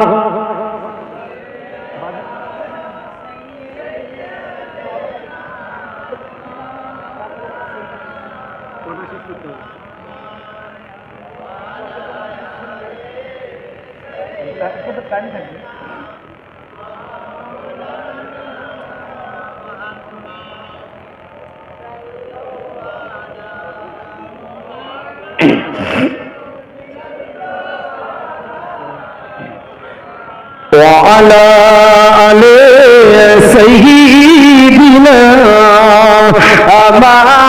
مولانا মুহাম্মদ সাল্লাল্লাহু তাআলা আলাইহি ওয়াসাল্লাম জোরে বল সুবহানাল্লাহ। আমার মুসলমান বলতে চাইছিলাম বাবা, ওই হাসরের ময়দানে নবী সিজদায় পড়ে সবার জন্য আল্লাহর কাছে দোয়া করে বলবে, রব্বে কায়নাত, এরা আমার গুনাহগার উম্মত উম্মাতানি, আল্লাহ আমার ওই দোয়াটা আজকে তোমার দরবারে করলাম, আমার ওই দোয়ার স্পেশাল দোয়ার বরকতে আমার গুনাহগারকে তুমি আল্লাহ জান্নাত দাও। মুসলমান, যে নবী আপনার আমার জন্য এত যন্ত্রণা সহ্য করার পরে, এত ব্যথা সহ্য করার পরে, ঘাত প্রতিঘাত সহ্য করার পরে নিজের জন্য দোয়াটা করলেন না, স্পেশাল দোয়াটা রেখে দিলেন বাবা, আর সমস্ত নবী করে চলে গেলেন। আপনার আমার নবী কত দরদি, স্পেশাল দোয়াটা সেই মাকামে মাহমুদের সিজদায় পড়ে করবে। তাহলে যে নবী আপনার আমার চিন্তা করে নিজের দোয়াটা রেখে দিয়ে উম্মতের জন্য, কল্যাণের জন্য চিন্তা ভাবনা নিলেন, ওই নবীর কথা অনুযায়ী চলতে হবে কিনা? নবী বললেন, সাহাবারা হাসরের ময়দানে শুনে কাঁদো। সাহাবাদের চোখে পড়ি হাউ হাউ করে কান্না করতে লেগেছে। ও নবী, আকাশের আপনার বলে হবে ওপরে যদি সূর্য উত্তোলন হয়, প্রচন্ড রোদের কারণে দাঁড়াতে পারি না, আর মাথার উপরে যদি সূর্য থাকে গো নবী, তাহলে কি দাঁড়াতে পারবো? গাছপালার ব্যবস্থা থাকবে না। নবী বলল, কোনো গাছ থাকবে না, কোনো আপনার সানিয়ালা থাকবে না, কোনো ছায়ার ব্যবস্থা থাকবে না, পানির ব্যবস্থা থাকবে না, সবাই ছোটাছুটি করে দৌড়াদৌড়ি করবে। আল্লাহর নবীর কাছে সাহাবারা কাঁদতে লাগলো। আপনার বুখারীর বর্ণনা, আল্লাহ নবী বললেন, সাহাবারা কাঁদিও না, যতই আপনার কঠিন দিক হোক না কেন, যতই ছটফটানি দিক হোক না কেন, যতই আপনার বলে হাতে ওই আকাশের সূর্য মাথার উপর আসুক না কেন, আমার আপনার যারা উম্মত উম্মাতানি 7 শ্রেণীর মধ্যে দীক্ষিত হবে, ওদের জন্য টেনশন নাই, ওদের ঘাম ঝরবে না, ওদের পেরেশানি হতে হবে না, ওদের জন্য কোনো টেনশন নাই। এরা 7 শ্রেণীর মানুষ আমার আল্লাহর আরশের নিচে জায়গা পাবে। জোরে বল সুবহানাল্লাহ। সাহাবারা বললেন, ইয়া রাসূলুল্লাহ, ওগুলো নিচে এই 7 শ্রেণীর মানুষ কারা? যাদের দলভুক্ত হলে কিয়ামতের দিন চিন্তা করতে হবে না। নবী বললেন, ইমামুল আদিল, জাসরুল্লাহর যিনি হবে, নাইপরান দেশের শাসক যিনি হবে, যে নেতৃত্ব দিবে, আমি রাসূলুল্লাহর জনকল্যাণ করো, আমি রাসূলুল্লাহর মতো জনকল্যাণ করবে, আমার সুন্নতি তরিকায় চলবে, তার জন্য জায়গা না আমার আল্লাহ আরশের নিচে বানাবে। জোরে বলছেন সুবহানাল্লাহ। আজ বর্তমান যুগে বাবা এই ধরনের নেতার অভাব আছে কিনা? একটু জোরে বলতে হবে, আছে কিনা বাবা? 2 নম্বরে কারা যাবে? নবীর সোনার জবানে বললেন, সাহাবারা সাফুল্লাহ সাফিলি বাততি রব্বিহি, যুবক আর যুবতী অবস্থায় যারা আল্লাহর ইবাদত করে বড় হবে, এই যুবক যুবতীদের জায়গা আরশের নিচে। এশার নামাজের পরে নতুন জামাত চালু হয়েছে। এশার নামাজের পরে দেখা যায় মোড়ে মোড়ে, চার দোকানের মাচানে, তেমাত হাতে, বৈঠক ঘরে 4-5জন ছেলে মেয়ে মিলে একটা জামাত চালু করেছে। ওই জামাতটার নাম হলো পাবজির জামাত। আপনাদের এলাকায় নাই? ফ্রি ফায়ারের জামাত। রাত্রি 12টায় বেটা দেখতেছে অনলাইন চালাচ্ছে, বাপ এসে বলছে বেটা ঘুমাওডি এত রাতে কি করো? বলছে অনলাইনে ক্লাস চলছে। বাপ অনলাইন বুঝে না, অফলাইন আর অনলাইন কাকে বলে? বলে দিদি দিয়েছে এত বড় বাস, এই বাসটাতে গোল্লা ছাড়া কিছুই হবে না, ওটা হলো আপনার মোবাইল। বাবা মাধ্যমিক দিলে তোমার পড়াশোনা আর কত দূর হবে? বলে টানা টুনা এসেছে, তারপরে কোথায়? বলে কেরালা ছাড়া কোনো গতি নাই, কারণ হাই স্কুল তো পড়াশোনার জায়গা নয়, হাই স্কুল হলো টাইম পাসের জায়গা। আর যদি প্রাইমারি বলো শুধু থাল বাজাবো ছাড়া কিছু নাই, কারণ প্রাইমারির মাস্টাররা বলে কি করব, ছাত্র নাই, আমরা চেয়ারগুলোকে মুছে একটু গল্প করে চলে আসি, কারণ আমাদের তো ছাত্র নাই। এ মুসলমান, আজ বর্তমান যুগে শিক্ষা প্রতিষ্ঠানের ব্যবস্থা এতটাই নোংরা হয়ে গেল, যদি আপনার আলফিদা মিশন না হয়, রামকৃষ্ণ মিশন যদি না হয়, আলাদিন মিশন যদি না হয়, নার্সারি যদি না হয়, তাহলে লেখাপড়া হবে না। আমরা কার উপরে কার চাপ দিয়েছি? যতগুলা এলাকাতে নার্সারি আছে সবগুলা মাধ্যমিক পাশের টিচার, না হলে এইচএস পাশের টিচার, না হলে বিএর টিচার, কিন্তু একটাও ভালো মাস্টার নাই। 2000 বেতন ম্যাডাম, ঘাড়ে ব্যাগ ঝুলিয়ে চলে যাচ্ছে। বলে কোথায় যাচ্ছ? বলে নার্সারি। বেতন কত? বলে 2000। বলেন 2000-এ কি সংসার চলবে? আমার মতো মতিউর রহমানকে যদি বলে আমি তো যাব না, আপনার মতো ছেলেকে যদি বলে ও তো যাবে না, মেয়ে ছেলের কাজ নাই, বাড়িতে বসে কি করবি? 2000 যদি দেয় তাহলে মনোহারি হবে। এক খিচুড়ি বন্ধ হয়ে আর এক খিচুড়ি চালু। তাই একই ছেলে মেয়ে, ওই ওরাই প্রাইমারিতে পড়তো, প্রাইমারির যারা মাস্টার সব ট্যালেন্ট, হাই স্কুলের যারা মাস্টার ট্যালেন্টেড। কেন? এরা প্রতিযোগিতা করে পাস করে অ্যাপয়েন্টমেন্ট লেটার দিয়েছে, ঠিক না বেঠিক? তাহলে পড়া হাই স্কুল প্রাইমারিতে বেশি হওয়ার দরকার, তা না করে করছে কোথায়? নার্সারি। ছেলে মেয়ে কোথায়? আকাশ থেকে কি নেমে এসেছে ওরা? এই গ্রামের ছেলেগুলাই আবার করছে ওখানে। তাহলে যেটা পড়ায় সেই আছে, যে ভালো হওয়ার সে ভালো হবে, আর যে যেরকম ওরকমই হবে, কারণ ওগুলাই তো ছাত্র না, আলাদা। এর ভিতরে কেউ হয়তো বেছে বেছে নিয়ে চলে গেল, দিয়ে আলামিন মিশন বলছে আমার এখান থেকে এতটা ডাক্তারি পাস করছে। তুমি তো চালুন দিয়ে বেছে নিয়েছো, তুমি গ্রামের আমার মতো গবেটকে নিয়ে যে পড়িয়ে ডাক্তারি পাস করাও, দেখি হবে বাপ? হ্যাঁ, তাহলে পড়াশোনার মানটা চলে গেল। তো যা হোক, আমি পড়া নিয়ে আসিনি, আমার বলার উদ্দেশ্য হলো যুবক আর যুবতী অবস্থায় ইবাদত করা, কিন্তু মোবাইল দেওয়াতে পড়াশোনা নষ্ট হয়ে গেল। পড়াশোনা পাবি না, মাস্টার পাবি না, পাবি মোবাইল, সাইকেল পাবি, প্রয়োজন হলে খাবার পাবি, সব পাবি, কিন্তু মাস্টার দিব না, মাস্টার পাবি না। আমার মুসলমান নবীর পবিত্র জবান দ্বারা বললেন যুবক যুবতী অবস্থায় ইবাদত করে বড় হবে, ওদের জায়গাটা আল্লাহর আরশের নিচে হবে। এখন বর্তমান যুবক আর যুবতী যারা, এরা ইবাদত করে বড় হয় না, মোবাইল দেখে বড় হয়। কারণ বাচ্চা পর্যন্ত মোবাইল বোঝে। কোলের বাচ্চা 6 মাস দুধ খাবে, বাচ্চাটা ট্রেনের ওপর চড়ে আছে, মা যাবে কলকাতা, আমি যাব 24 পরগনা জালসা, কারণ অত দূর প্রাইভেট গাড়ি নিয়ে গেলে কুলাবে না, হুজুর একটু টাকা কম নিতে হবে, কি করব? ট্রেন কম যদি নিতে হয় করে ট্রেনে যাব। ট্রেনে আপনার চেপেছি, বাচ্চাটা কান্না করতেছে, মা বলছে ও দাঁড়াও, পকেট থেকে বের করে বলছে লাউ, মাল ধরিয়ে দিয়েছে, বাচ্চা চুপে গেল। জিজ্ঞেস করলাম এখন মোবাইল দিলেন, পেনটা তো হ্যাং হয়ে যাবে। বলে কান্না বন্ধ করতে গেলে এই ম্যাজিক ছাড়া হবে না। বাচ্চা খাচ্ছে না, খাবার খাই না, বাচ্চাকে খাবার যদি খাওয়াতে হয় আগের মারা করে নিয়ে বাচ্চাকে আপনার থালে ভাত নিয়ে পাড়ায় পাড়ায় বা পালাঙ্গা পালাঙ্গা ও করে গড়িয়ে আদর দিয়ে খাওয়াতে, বাচ্চা তৃপ্তি সহকারে খেত, বাচ্চার শরীরে লাগতো। আর এখন বলছে ভিন জুড়ে দিলাম, কার্টুন দিলাম, কার্টুন দে কারখা, মা দিচ্ছার বাচ্চা গিলে চলে যাচ্ছে। বাচ্চার আপনার পেট কত ভরলো, বাচ্চা দিচ্ছে দেখছে জানে না টায়ার টিউবের মতো ফুলছে, পেটে টিপে দেখছে ভাত হয়েছে কি না, ও নিজেও বুঝতে পারলো না কতরি খাওয়ালাম, বাচ্চাও জানে না কতরি খেলাম। এর জন্য বাবা শান্তি নাই। ও মুসলমান, পৃথিবীর জমিনে আল্লাহর নবীর সুন্নাতি তরিকায় খাবারটা খাওয়াতে হতো, তাতে কাজে লাগতো। নবী আমার বললেন, সাহাবারা তোমরা শুনে রেখে দাও, যুবক যুবতী অবস্থায় আল্লাহর ইবাদত করে যদি বড় হও, তোমাদের জায়গা আরো সান্নিধ্য হবে। এমনকি যুবক যুবতীরা এতটাই মোবাইল দেখে রাত করবেন না বাবা, এরা রাত্রিবেলায় ঘুমাতে যায়, মোবাইল দেখতে দেখতে বুকে নিয়ে ঘুমায়। আবার যখন ঘুম ভাঙে সকালবেলায়, বাপ যদি বলে এত বেলা হয়েছে ওর, বাপের ডাকে সারা দাবার আগে মোবাইল খোঁজে। কোন দিকে ঢুকলো মাল, দেখছে বালিশের তলে খুঁজে পাই না, বাপ বলছে কি করছিস, দাও বলে কি করছি, বলে দাঁড়াও, মাল পাচ্ছে না কারণ বালিশের তলে ঢুকেছে ঘুমের ঝুঁকে। যতক্ষণ না পাবে বিছার উল্টে 12টা বাজাবে, তারপর যাবে। ঠিক না ঠিক বাবা? আপনার সব সময় মোবাইলের দরকার হয়। আল্লাহর নবী বললেন, সাহাবারা হযরত আনাস বর্ণনা করে, আমি খোদার কসম করে বলছি, যতটা আমরা মোবাইল ঘাঁটি, এতটা যদি নফল ইবাদতে যদি কোরআনের ঘাঁটতাম, যদি আমরা এতটা ইবাদত করতাম, আল্লাহর ওলি হয়ে যেতাম। জোরে বল সুবহানাল্লাহ। এটা আমি বলছি না, নবী বলেছে।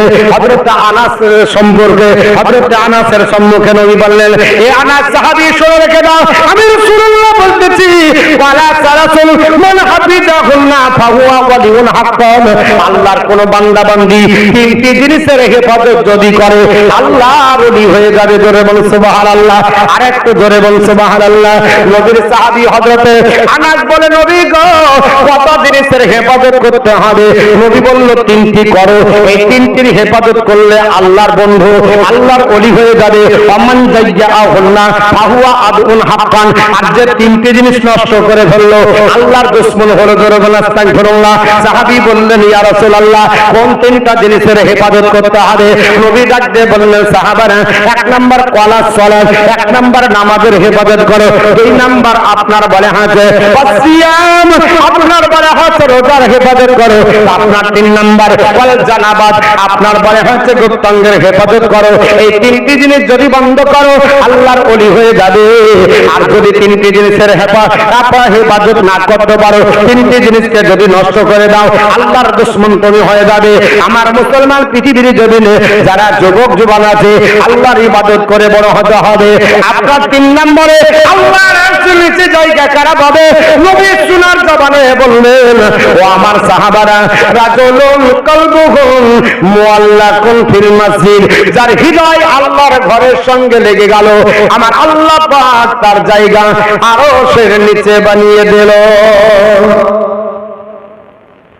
আল্লাহর ঘরের সঙ্গে আপনাকে হৃদয় লাগাতে হবে। বলো হুজুর,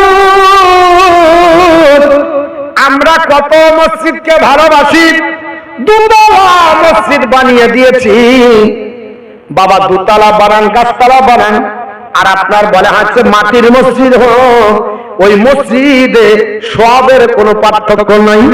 আছে মসজিদে হারামে, আছে মসজিদে আকসাই, আছে মসজিদে আপনার কোবাই, আছে মসজিদে নববীতে।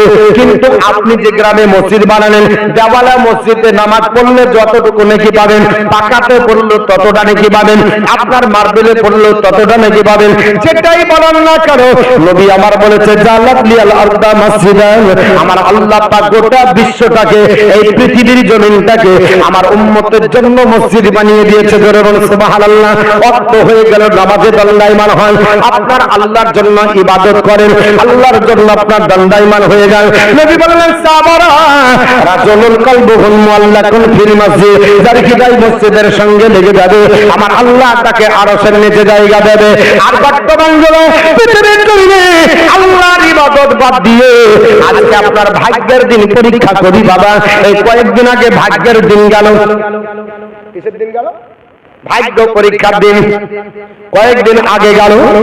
যদি 10,000 টাকা জিততে পারিস, সারা জীবন তুই জিতেই যাবি। এই প্রলোভন আপনার দিয়ে ফেললো, ভাগ্য পরীক্ষা করতে হবে। কোনোদিন খেলি না, আজ দুদান খেলেলি, কার আপনার মারা গেল, কার আপনার মোবাইল গেল, কার বাইক গেল, কার বউ চলে গেল বাড়ি থেকে, ওর জন্য থাকবোই না। হয়েছে কি হয়নি বাবা? ভাগ্যের দিন পরীক্ষা নিরীক্ষা করে, ওই দিনটার নাম ছিল কি দিন আপনারা সবাই জানেন, জোরে বলুন আস্তাগফিরুল্লাহ। আমার নবী বললেন না না, ওই ভাগ্যের পরীক্ষা, চাবার পরীক্ষা যদি আল্লাহর কাছে যাইতে হয়, ওই দিন শাবান মাসের 15 তারিখ দিবাগত রাত্রিতে মসজিদে গিয়ে আল্লাহর আপনার ধানে নিমগ্ন হয়ে যাও, কি চাও আল্লাহর কাছে দরখাস্ত করো। আমার আল্লাহ পাক বলে ইন্নাল্লাহা ইয়ারযুকু মান ইয়াশাউ বিগাইরি হিসাব। ও আমার বান্দা বান্দীরা, আমি আল্লাহ যাকে চাই এই হিসাব দিয়ে করে বলো সুবহানাল্লাহ। আর এমন ভাগ্য পরীক্ষা অর্জন করার জন্য মুসলমানের ছেলেরা আপনার কমিটি হয়েছে, এরাই আবার চাঁদা করে নিয়ে আপনার সাংস্কৃতিক অনুষ্ঠান হবে, এর জন্য থানাতে বাবু সাহেবকে দিচ্ছে, ঠিক না বেঠিক বাবা? ও মুসলমান বলার উদ্দেশ্য হলো, যদি আপনি এই রকম চাঁদা কালেকশন করে দেন, যদি আপনি এই রকম অনুষ্ঠানের সংস্কৃতি অনুষ্ঠানের জন্য আপনি জানবেন, আল্লাহ আপনার বলা হয়েছে আপনার মুশরিকের খাতায় নাম লিখবে। কারণ মুশরিক যিনি হন তিনি আপনার শিরিক করে, এর জন্য মুশরিক হয়। তাহলে মূর্তি করা, মূর্তি পূজা করা হলো মুশরিকের কাজ, ওটা হলো শিরিকের কাজ। তাহলে যে শিরিক করবে সে হলো মুশরিক, আর মুশরিককে সমর্থন করলো আপনার মুশরিক হয়ে যাবে। আমার মুসলমান পৃথিবীর জমিনে আমি ওপেন বললাম না, একটু আপনাদেরকে পিছন থেকে আমি আপনাদেরকে ওয়াকিবহাল করলাম, এক আল্লাহর উপর ডিপেন্ড করবো, কোনো বান্দা বান্দীদের উপর নয়।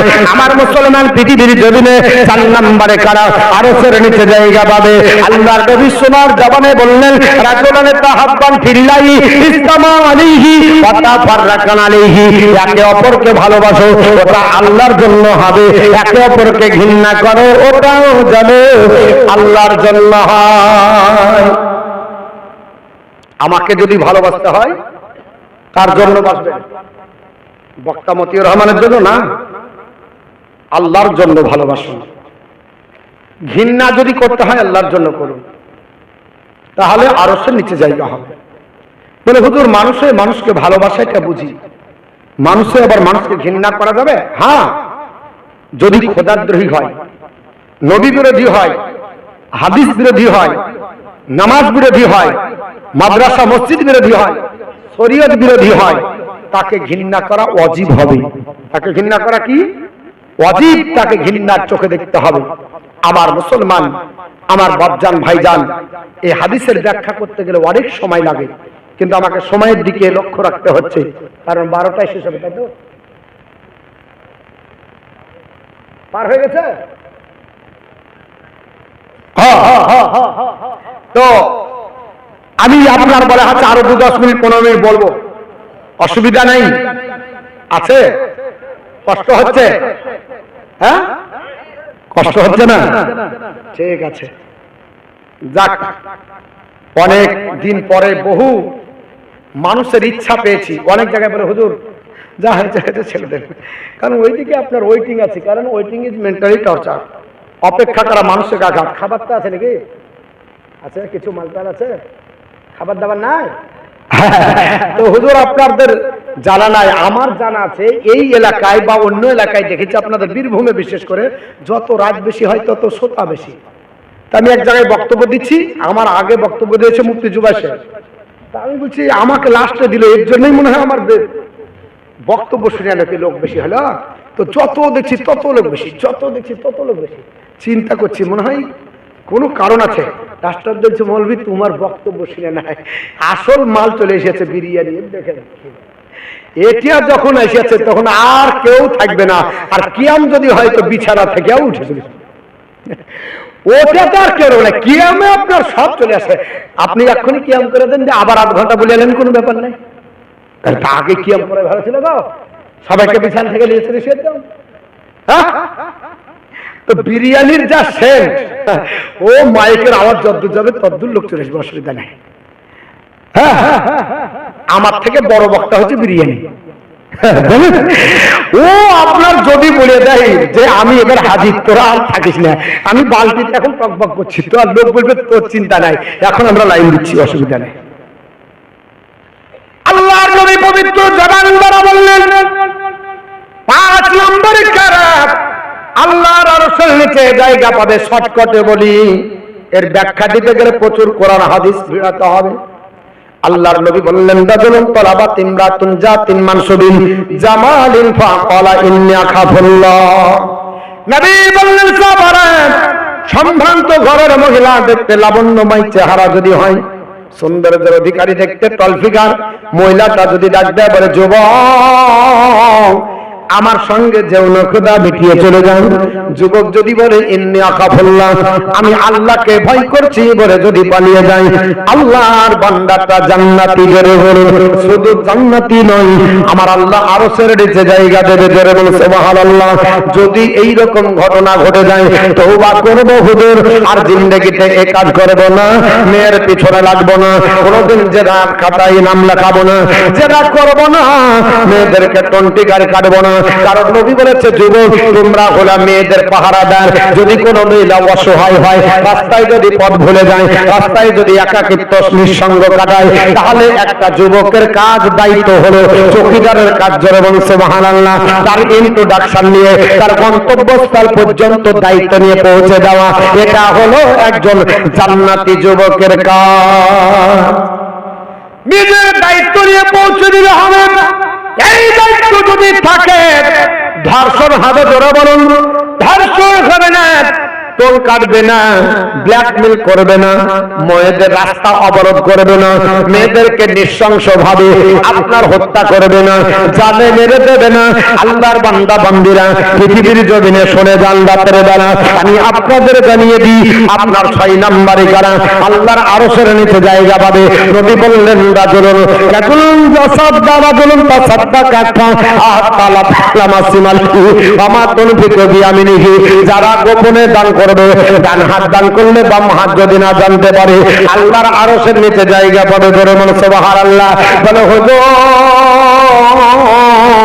আপনারাই তো বক্তা, অথচ আপনারাই তো এসে এলান করে দান করে। সাহেল বলেন যে অমুক ব্যক্তি, অমুক আপনার ব্যক্তি 1 টাকা দান করেছে, 100 টাকা দান করেছে, 100 টাকা আপনার দিয়েছে, এটা তো এলান ভাবে করেন। এটা করা যাবে কি যাবে না? আপনার কানজুল ঈমান আলা হযরতের লেখা, তার হাসিয়া লিখেছেন হুজুর নাইমুদ্দিন মুরাদাবাদী রাহমাতুল্লাহ আলাইহি। উনি বলতেছেন উদ্দেশ্য যদি ভালো হয়, তাহলে এলান ভাবে নেকির কাজ করা বেশি সাহায্য। এবং সুবহানাল্লাহ। নিজে নামাজ পড়েন, অপরকে বলেন ভাই নামাজ পড়া হলো উত্তম ইবাদত, নামাজ না পড়লে জাহান্নামে যাবে। আমিও নামাজ পড়ি, তুমিও পড়ো, উদ্দেশ্য থাকবে আমার দেখে আপনিও জানেন নামাজি হন। আপনি জালসায় এসেছেন, আপনি বলেন চলেন ভালো, জালসায় বসে থাকা ভালো, আল্লাহর রহমত নাজিল হয়। জালসা আপনার নফল ইবাদত, এটাতে গেলে আল্লাহর রহমত পাওয়া যাবে। একদিনের জালসা কবুল হলে হতে পারে বা দৌলতে জান্নাতে যাব। আপনিও এলান করলেন, আপনিও আসলেন, অপরজন আসলো নেকি পাবেন। আপনি নিজে দান করলেন, এটার জন্য বললেন আল্লাহ পাক আমার দেখে যেন সবাই দান করতে উদ্বুদ্ধ হয়। তাহলে আপনার দান দেখে যদি দান দেয়, আল্লাহ নেকি আপনার বেশি দেবে।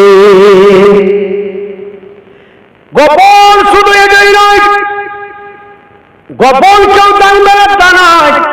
আপনি যদি বলেন 5000 টাকা দিলাম, বেনামে লিখো গা, ওটাও তো যে লিখবে জানবে কি জানবে না? যার মাধ্যমে দিলেন জানবে কি জানবে না? ও মুসলমান, জানা যাবে 7 নম্বরে কারা আল্লাহর আরশের নিচে জায়গা পাবে বলে দিই বাবা। আল্লাহর নবী বললেন রাজুলুন যাকারাল্লাহু খালিয়ান ফাফাদাতাইনাহু।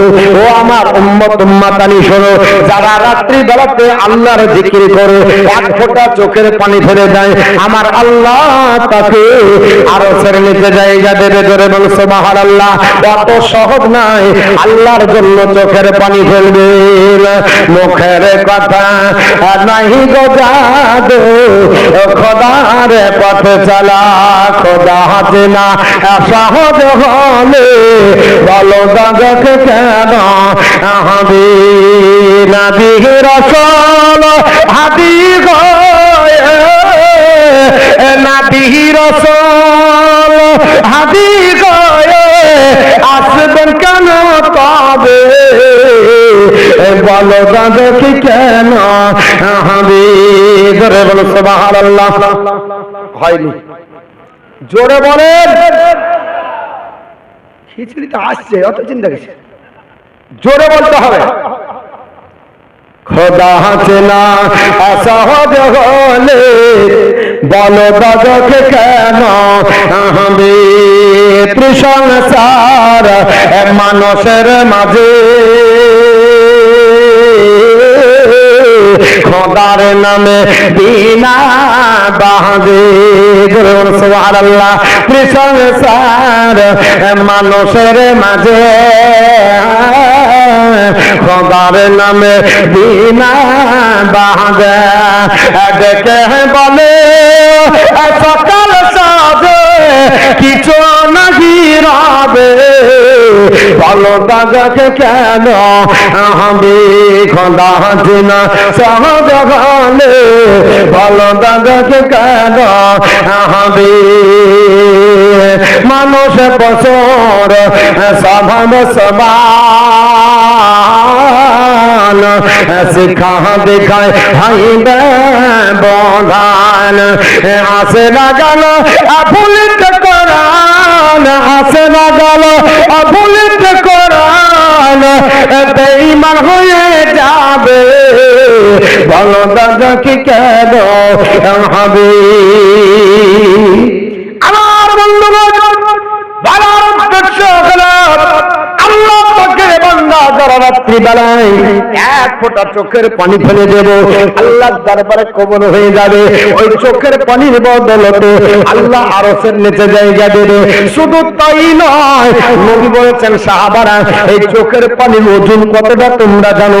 মুসলিম শরীফের হাদিস। সাহাবারা বললেন ইয়া রাসূলুল্লাহ মাইয়া ইয়া রাসূলুল্লাহ, নবী গো ওই চোখের পানি কতটুকু ওজন হবে জানি না, বলেন আপনি। আমার নবী বললেন সাহাবারা আমি রাসূলুল্লাহ বলছি শোনো, ওই চোখের পানি দেন আল্লাহ পাক আপনার হাসরের ময়দানে মিজানের পাল্লাতে যে দিন দিবে সেই দিন একদিকে উহুদ পাহাড় থাকবে, একদিকে ইমানদারের চোখের পানি থাকবে। ওই ইমানদারের এক ফোঁটা চোখের পানি চাইতে আপনার চোখের পানি উহুদ পাহাড়ের চাইতে বেশি ভারী হবে। সুবহানাল্লাহ। শুধু তাই নয় মুসলমান, আপনার বলা আছে চোখের পানিতে আল্লাহর জাহান্নাম ঠান্ডা হয়ে যাবে।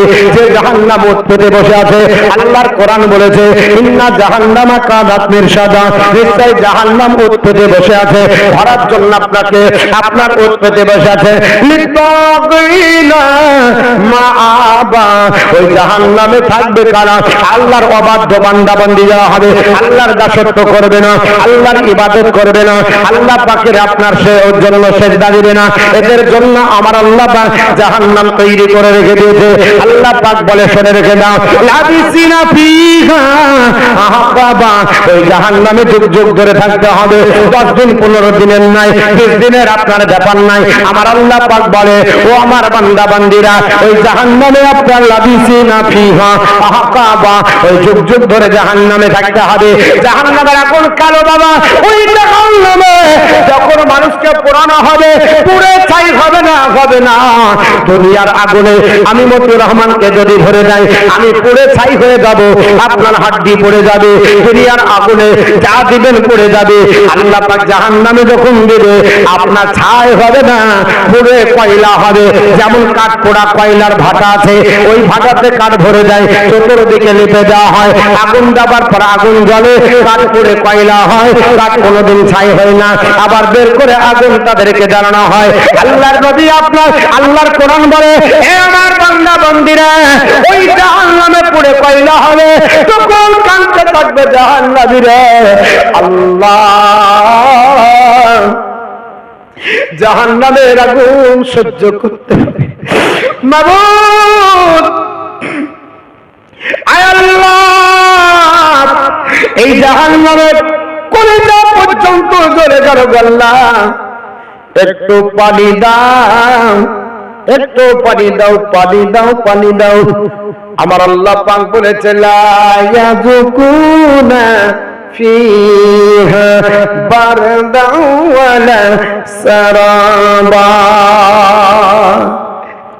আল্লাহ পাক বলেছে জাহান্নামে যখন জাহান্নামীরা উড়বে পানির জন্য কাঁদবে, আল্লাহ এক ফোঁটা পানি দাও, পানি দাও। জাহান্নামে ঠান্ডা কোনো খাবার দেওয়া হবে না, পানির ব্যবস্থা থাকবে না। তাও বান্দা চাইবে মাবুদ গো আর সহ্য করতে পারি না, একটু পানির ব্যবস্থা করো, পানি দাও, পানি দাও। ও মুসলমান, কোরআনে অনেক ঘটনা আছে, অনেক কথা আল্লাহ আমার লিখেছেন, বলেছেন। আমার আল্লাহ পাকের আপনার কালাম পড়লে কলিজা ঠান্ডা হবে, চোখের পানিও রাখতে পারবেন না। নবীর আপনার বলে আছে হাদিসও যদি পড়েন দেখবেন নবী আমার জাহান্নাম জান্নাত সম্পর্কে কি বর্ণনা দিয়েছে। নবী বক্তৃতা করেছে, সাহাবীদের গাল বেয়ে বেয়ে পানি পড়ে জমিনে আপনার বলে আছে ভিজে গেছে। আর আমাদের বক্তৃতা রঙ্গমঞ্চ হয়ে গেছে, কলিজা আমাদের হিলে না। আমরা বক্তব্য শোনার পরে নামাজি হতে পারি না, না বক্তা হচ্ছে না শ্রোতা হচ্ছে, ঠিক না বেরি? বক্তাও নামাজ পড়ে না, যদি বলা হয় বলে আমার রাত্রি পরিশ্রম আছে এর জন্য ফজর ধরতে পারি না। জাহান্নামে আপনার জ্বলতে হবে গো, ওই পানি ঠান্ডা থাকবে না, খাবার থাকবে না। আমার আল্লাহ পাকের কাছে যখন দাবি করা হবে, আল্লাহ বলবে ও ফারিস্তা, ওই আমার জাহান্নামী বান্দা বান্দীরা পানির জন্য আপনার বলে হাতে চাইছে, আমি আল্লাহ তাদের জন্য পানি কি রেখেছি? ইল্লা হামিমা ওয়া গাসসাকা। আমি আল্লাহ পাক তাদের জন্য আপনার টকবকে ফুটান্ত পানি রেখে দিয়েছি। জাহান্নামী যারা হবে টকবক করে পানি ভরতেছে, পানিটা আল্লাহ বলবে ওই ফারিস্তারা তাদের মুখে নিক্ষেপ কর, ওই যেমনি পানিটা দেওয়া হবে জাহান্নামীরা হাঁ করবে, যেমনি পানি আপনার পেটে যাবে সঙ্গে সঙ্গে গলা থেকে নিয়ে আপনার নাভি থেকে নিয়ে যত নাড়ি ভুড়িগুলো আছে সব আপনার পুড়ে যাবে, সব গরমের তাপে আপনার গলে যাবে, পায়খানা প্রস্রাবের দাঁত দিয়ে বেরিয়ে যাবে, একটাও নাড়ি ভুড়ি থাকবে না, সব গরম ফুটন্ত পানির জন্য সব আপনার পড়ে যাবে। আপনার বলা হচ্ছে আর শুধু দেওয়া হবে পুজ পান করতে, জোরে বন্যাস্তাকে ধরল না, ফুটন্ত পানি আর পুজ, যেগুলো দেখলে আমাদের ঘৃণা হয়। আমার আল্লাহ পাক বলে কেন দিয়েছি জানিস? এগুলো আপনারা বলে হয়েছে যেমন কর্ম করেছিস তেমন ফল। পৃথিবীর জমিনে নামাজ পড়তে বলেছি, ঠান্ডা লাগবে বলে উদু করার জন্য সিয়াটার ভিজে যাবে বলে তুলিসনি, নামাজের জন্য মোজা খুললি না, নামাজ পড়তে গেলি না, আল্লাহর ঘরে সেজদা দিলি না, নামাজের টাইমে আড্ডা দিলি, আপনার মন মতে যা চাই খেয়েছে, দুনিয়ার নিয়ামত ভোগ করেছে, আরামের বিছানায় আপনার ঘুমাচ্ছে, দুনিয়ার সুখ আপনার করেছে, গাড়ি বাড়ি দিয়ে সব দুনিয়াতে মিটিয়ে দিয়েছি, আশা দুনিয়াতে মিটে গেছে, আখিরাতের জন্য কিছু বাকি রাখলি না, আখিরাতের জন্য চাইতে পারি না। যেমন কর্ম করেছি তেমন ফল তোকে আপনার ভোগ করতে হবে।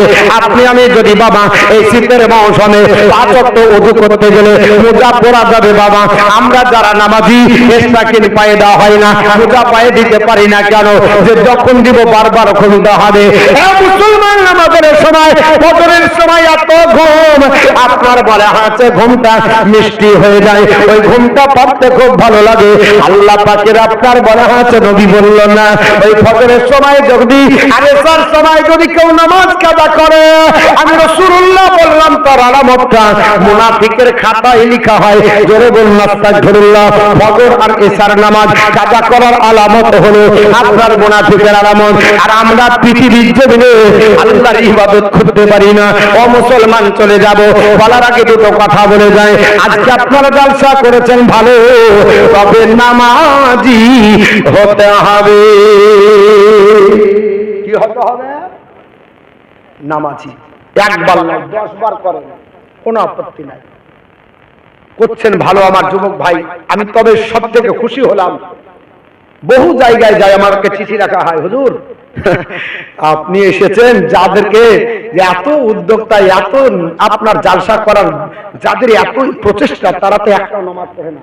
কিন্তু আজকে দেখলাম এই কমিটির মধ্যে ম্যাক্সিমামই নামাজ।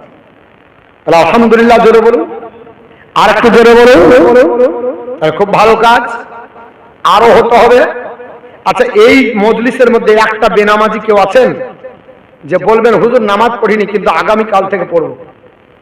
আমি বুঝতে পারিনি, নামাজের গুরুত্ব জানি না, কিন্তু আমি বেনামাজি আছি, আগামী কাল থেকে 5 ওয়াক্ত নামাজ পড়বো। আছেন কেউ? প্রতাপপুরে তাহলে বেনামাজি আর নাই আছে?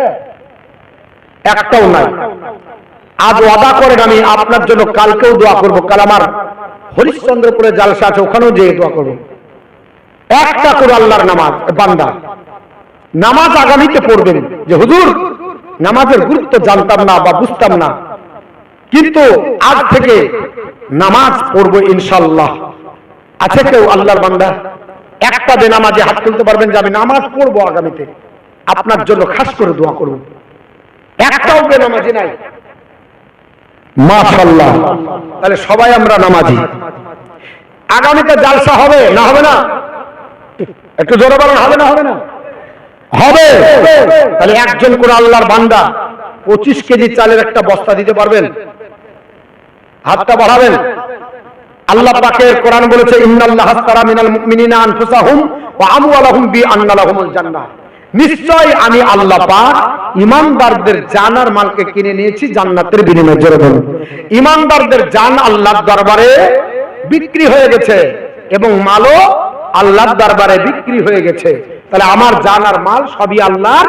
তো আল্লাহর রাস্তাতে একটা বস্তা 25 কেজি চাল আমি দিব আগামী জালসাতে। এইরকম কোন মানসিকতার কোন আল্লাহর বান্দা বান্দি আছে? একটা যুবক ভাই পারবেন? পারবেন আগামী জালসার জন্য একটা? কত? কি নাম? আলী মোহাম্মদ। নারে তাকবীর। জোরে বলেন আল্লাহু আকবার। নারে তাকবীর, নারে সালাত। মাসলাক আলা হযরত উলামায়ে আহলে সুন্নাত আলী মোহাম্মদ সাহেব এক বস্তা চালের দাতা। জোরে বলেন জিন্দাবাদ। আর একখানা বস্তা কেউ দিতে পারবে? কোন একজন বাপজান ভাইজান? কি নাম বাপজি? ইসমাইল হক। দারুণ নাম, একজন পয়গম্বরের নামে নাম, একজন মুফাসসিরের নামে নাম, খুব দারুণ সুন্দর নাম, চমৎকার নাম। তিনিও বলছেন আমি এক বস্তা। তাহলে 25 কেজির বস্তা তো নাকি? তাহলে 25 25 50 হলো, আর একটা নিব তাহলে হয়ে যাবে। আমাকে 65-70 টার্গেট বলেছেন, সেখানে 3 25 75, তাহলে আর একটা কেউ দিয়ে দেন একটা বস্তা। আছে তো আল্লাহর বান্দা? কি নাম? গোলাম মবিন। সুবহানাল্লাহ, নারে তাকবীর, নারে সালাত। গোলাম মবিন আপনার চাচাজি এক বস্তা চালের দাতা, তাহলে 3 বস্তা হয়ে গেল। ডাল কতটি লাগে? কই আমার কমিটির ভাইরা? কই ছেলেরা? কই কই কোথায়? কই যে চাল কতটি লাগে? এই ডাল কতটি লাগে? ডাল 50 কিলো। কিসের? ছোলার ডাল। 35 কেজি। কিসের ডাল? মসুর। মসুরের ডাল 35 কিলো। আচ্ছা এক কাজ করেন, আমি 3.5টা লোক নিব। কটা লোক নিব? 3.5টা। 10 কিলো করে। 3 10 30। একটা মায়েদের তরফ থেকে যদি কোনো মা থাকে। আছে কেউ? 30 কিলো। আপনার বলা হচ্ছে 3 10 30, 10 কিলো ডাল দিতে পারবেন? 10 কিলো ডাল। কোরা যায় দাগ নাম্বার খতিয়ান নাম্বার এদিকে আসেন। আপনি এখানে আসেন। দাগ খতিয়ান পর্চা মোজা সব লিখতে হবে। হ্যাঁ, যদি দুটো থাকে 3টা থাকে আপনি বুঝবেন কি করে? চেহারাটাও দেখে নেন। 10 কেজি ডাল। একজন আল্লাহর বান্দা হাতটা উঠান, আমি দোয়া করব বলবো। একজন আল্লাহর বান্দা 10 কিলো ডাল। নাই কেউ? এদিকেও হবে না? কোন মা বোন নাই গো? মায়েদের নাই? আরে মায়েদেরটা 1000 টাকায় আপনার প্রতি মাসে ঢুকতে টিং টিং করে 3টা রিংটোন বেঁচে যাচ্ছে। বাস, ব্যাংকে লাইন দিয়ে বই আপডেট করে বেঁচে ঢুকে আছে। হ্যাঁ ঢুকে আছে, চিন্তা নাই, এই মাসের চিন্তা দূর। তো 11 মাসের টাকা আপনি খরচ করেন, 1 মাসের টাকা দেন না, তাহলে তো হয়ে যাবে। হ্যাঁ, লক্ষ্মী ভান্ডার বাড়েনি, বেতন ওদেরই তো বেশি এখন। আছে 10 কিলো ডাল।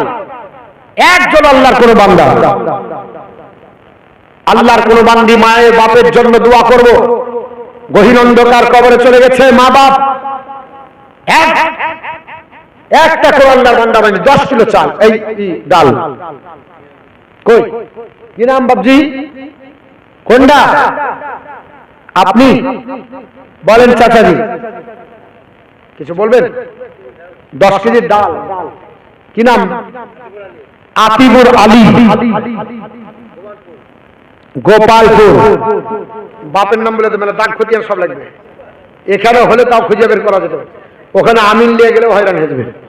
তো আপনার গোপালপুর বাড়ি কোথা থেকে এসেছে? এখান থেকে কত কিলোমিটার হবে? 7 কিলোমিটার। মনে রাখিয়েন, গোপালপুর বাড়ি উনি আপনার অতদূর থেকে মহব্বতে 10 কিলো ডাল দেওয়ার অদা করেছে। আল্লাহ তার যেন জায়েজি তামান্না পূর্ণ করে। আপনার পিতা মাতা যারা গহীন অন্ধকার কবরে গেছে সকলকে যেন আল্লাহ জান্নাত নসিব করে, যারা বলুন আল্লাহুম্মা আমিন। আজ আমি প্রতাপপুরের একটা যুবক ভাইকে দেখতে চাই, 10 কেজি ডালের জন্য হাত উঠাবে। কোন একটা যুবক ভাই নাই? আছে? মাত্র 10 কিলো ডাল। কি বাবজি? আব্দুল বাড়ি কোথায় যেন ছিল, তাড়াতাড়ি এসে 10 কেজি ডাল দিল। ওগো আল্লাহ দয়াময় দয়া যে করিয়া আব্দুল বাড়ির ডাল ডাল কবুল করিয়া। আল্লাহ আমিন ও আমিন, আল্লাহ সুম্মা আমিন। মোদের দোয়া কবুল করে রব্বুল আলামিন, জোরে বলেন আল্লাহুম্মা আমিন। তাহলে দুটা হলো। 3 নম্বরে আল্লাহ নবী বলেছেন আল্লাহু বিতুল ওয়াহিবুল বিতির, আল্লাহ বিজয়, আল্লাহ বিজয়কে ভালোবাসে। 3 নম্বরে কি হবে? একজন কোন চাচাজি বাপজি ভাইজি, একটা কোন আল্লাহর কোন বান্দা বান্দি যদি আপনার দাঁড়িয়ে যান, বাপের নামে মায়ের নামে দিবেন, গহীন অন্ধকার কবর চলে গেছে, তাদের জন্য মাগফিরাতের দোয়া হবে। আরেকটা 10 কিলো ডাল, একটা আরেকটা। মায়েদের ভিতরে 5 কিলো হবে না? পিছনে সামনে ডানে বামে কোন মা 5 কিলো হোক, 10 কিলো হোক ডাল। আমাকে বলেন না গো, নাম বলতে হবে না। বেনামে 15 কিলো, তাহলে বেনামে 15, তাহলে দুটার 1.5 খান, তাহলে 2.5 খান হয়ে গেল। হ্যাঁ, ও আমি তো অঙ্কে কাঁচা একটু বাপ, চিন্তা করলেন। তো আপনার বলা হয়েছে তাহলে চাল হলো, ডাল হলো, তেল লাগবে না? লাগবে না? মনিরুল ইসলাম 1 বস্তা চাল। আচ্ছা লিখে নেন, শোনেন, চাল যে দিবে ওই চালটার টাকা দিয়ে দিবেন, তাহলেই হয়ে যাবে, অন্য জিনিস চিন্তা হবে। কিন্তু আপনি নিয়াত করে নেন বাস, মনিরুল ইসলাম সাহেব 1 বস্তা চালের দাতা, 2 টিন তেল লাগবে। এখন 1 টিন তেলের দাম কত? 23-2400। 1 টিন তেল কেউ দিতে পারবেন? কোন একজন আল্লাহর বান্দা? 1 টিন তেল। কি নাম বাবজি? রিয়াজউদ্দিন। 1 টিন তেলের দাতা রিয়াজউদ্দিন। লিখে নেন, দেখেন চেহারাটা দেখে নেন। নারে তাকবীর, তাকবীরটা একটু জোরে দেন। নারে তাকবীর, নারে সালাত, মাসলাক আলা হযরত উলামা আহলে সুন্নাত। 1 টিন তেলের দাতা রিয়াজউদ্দিন ভাই সাহেব, আল্লাহ তাআলা দান কবুল করে, জোরে বলুন আল্লাহুম্মা আমিন। তাহলে 1 টিন হলো, 2 টিন লাগবে, আর একটা লাগবে। একটার। আচ্ছা, মায়েদের কি ব্যাপার? কোনো রেসপন্স নেই।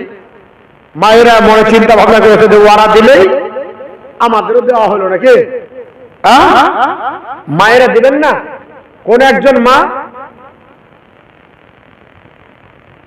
1 টিন তেল, আর 2 টিন তেল লাগবে, আর 1 টিন তেল কেউ নাই? তাজিরউদ্দিন এবং মফিজউদ্দিন 2 জন মিলে 1 টিন তেল,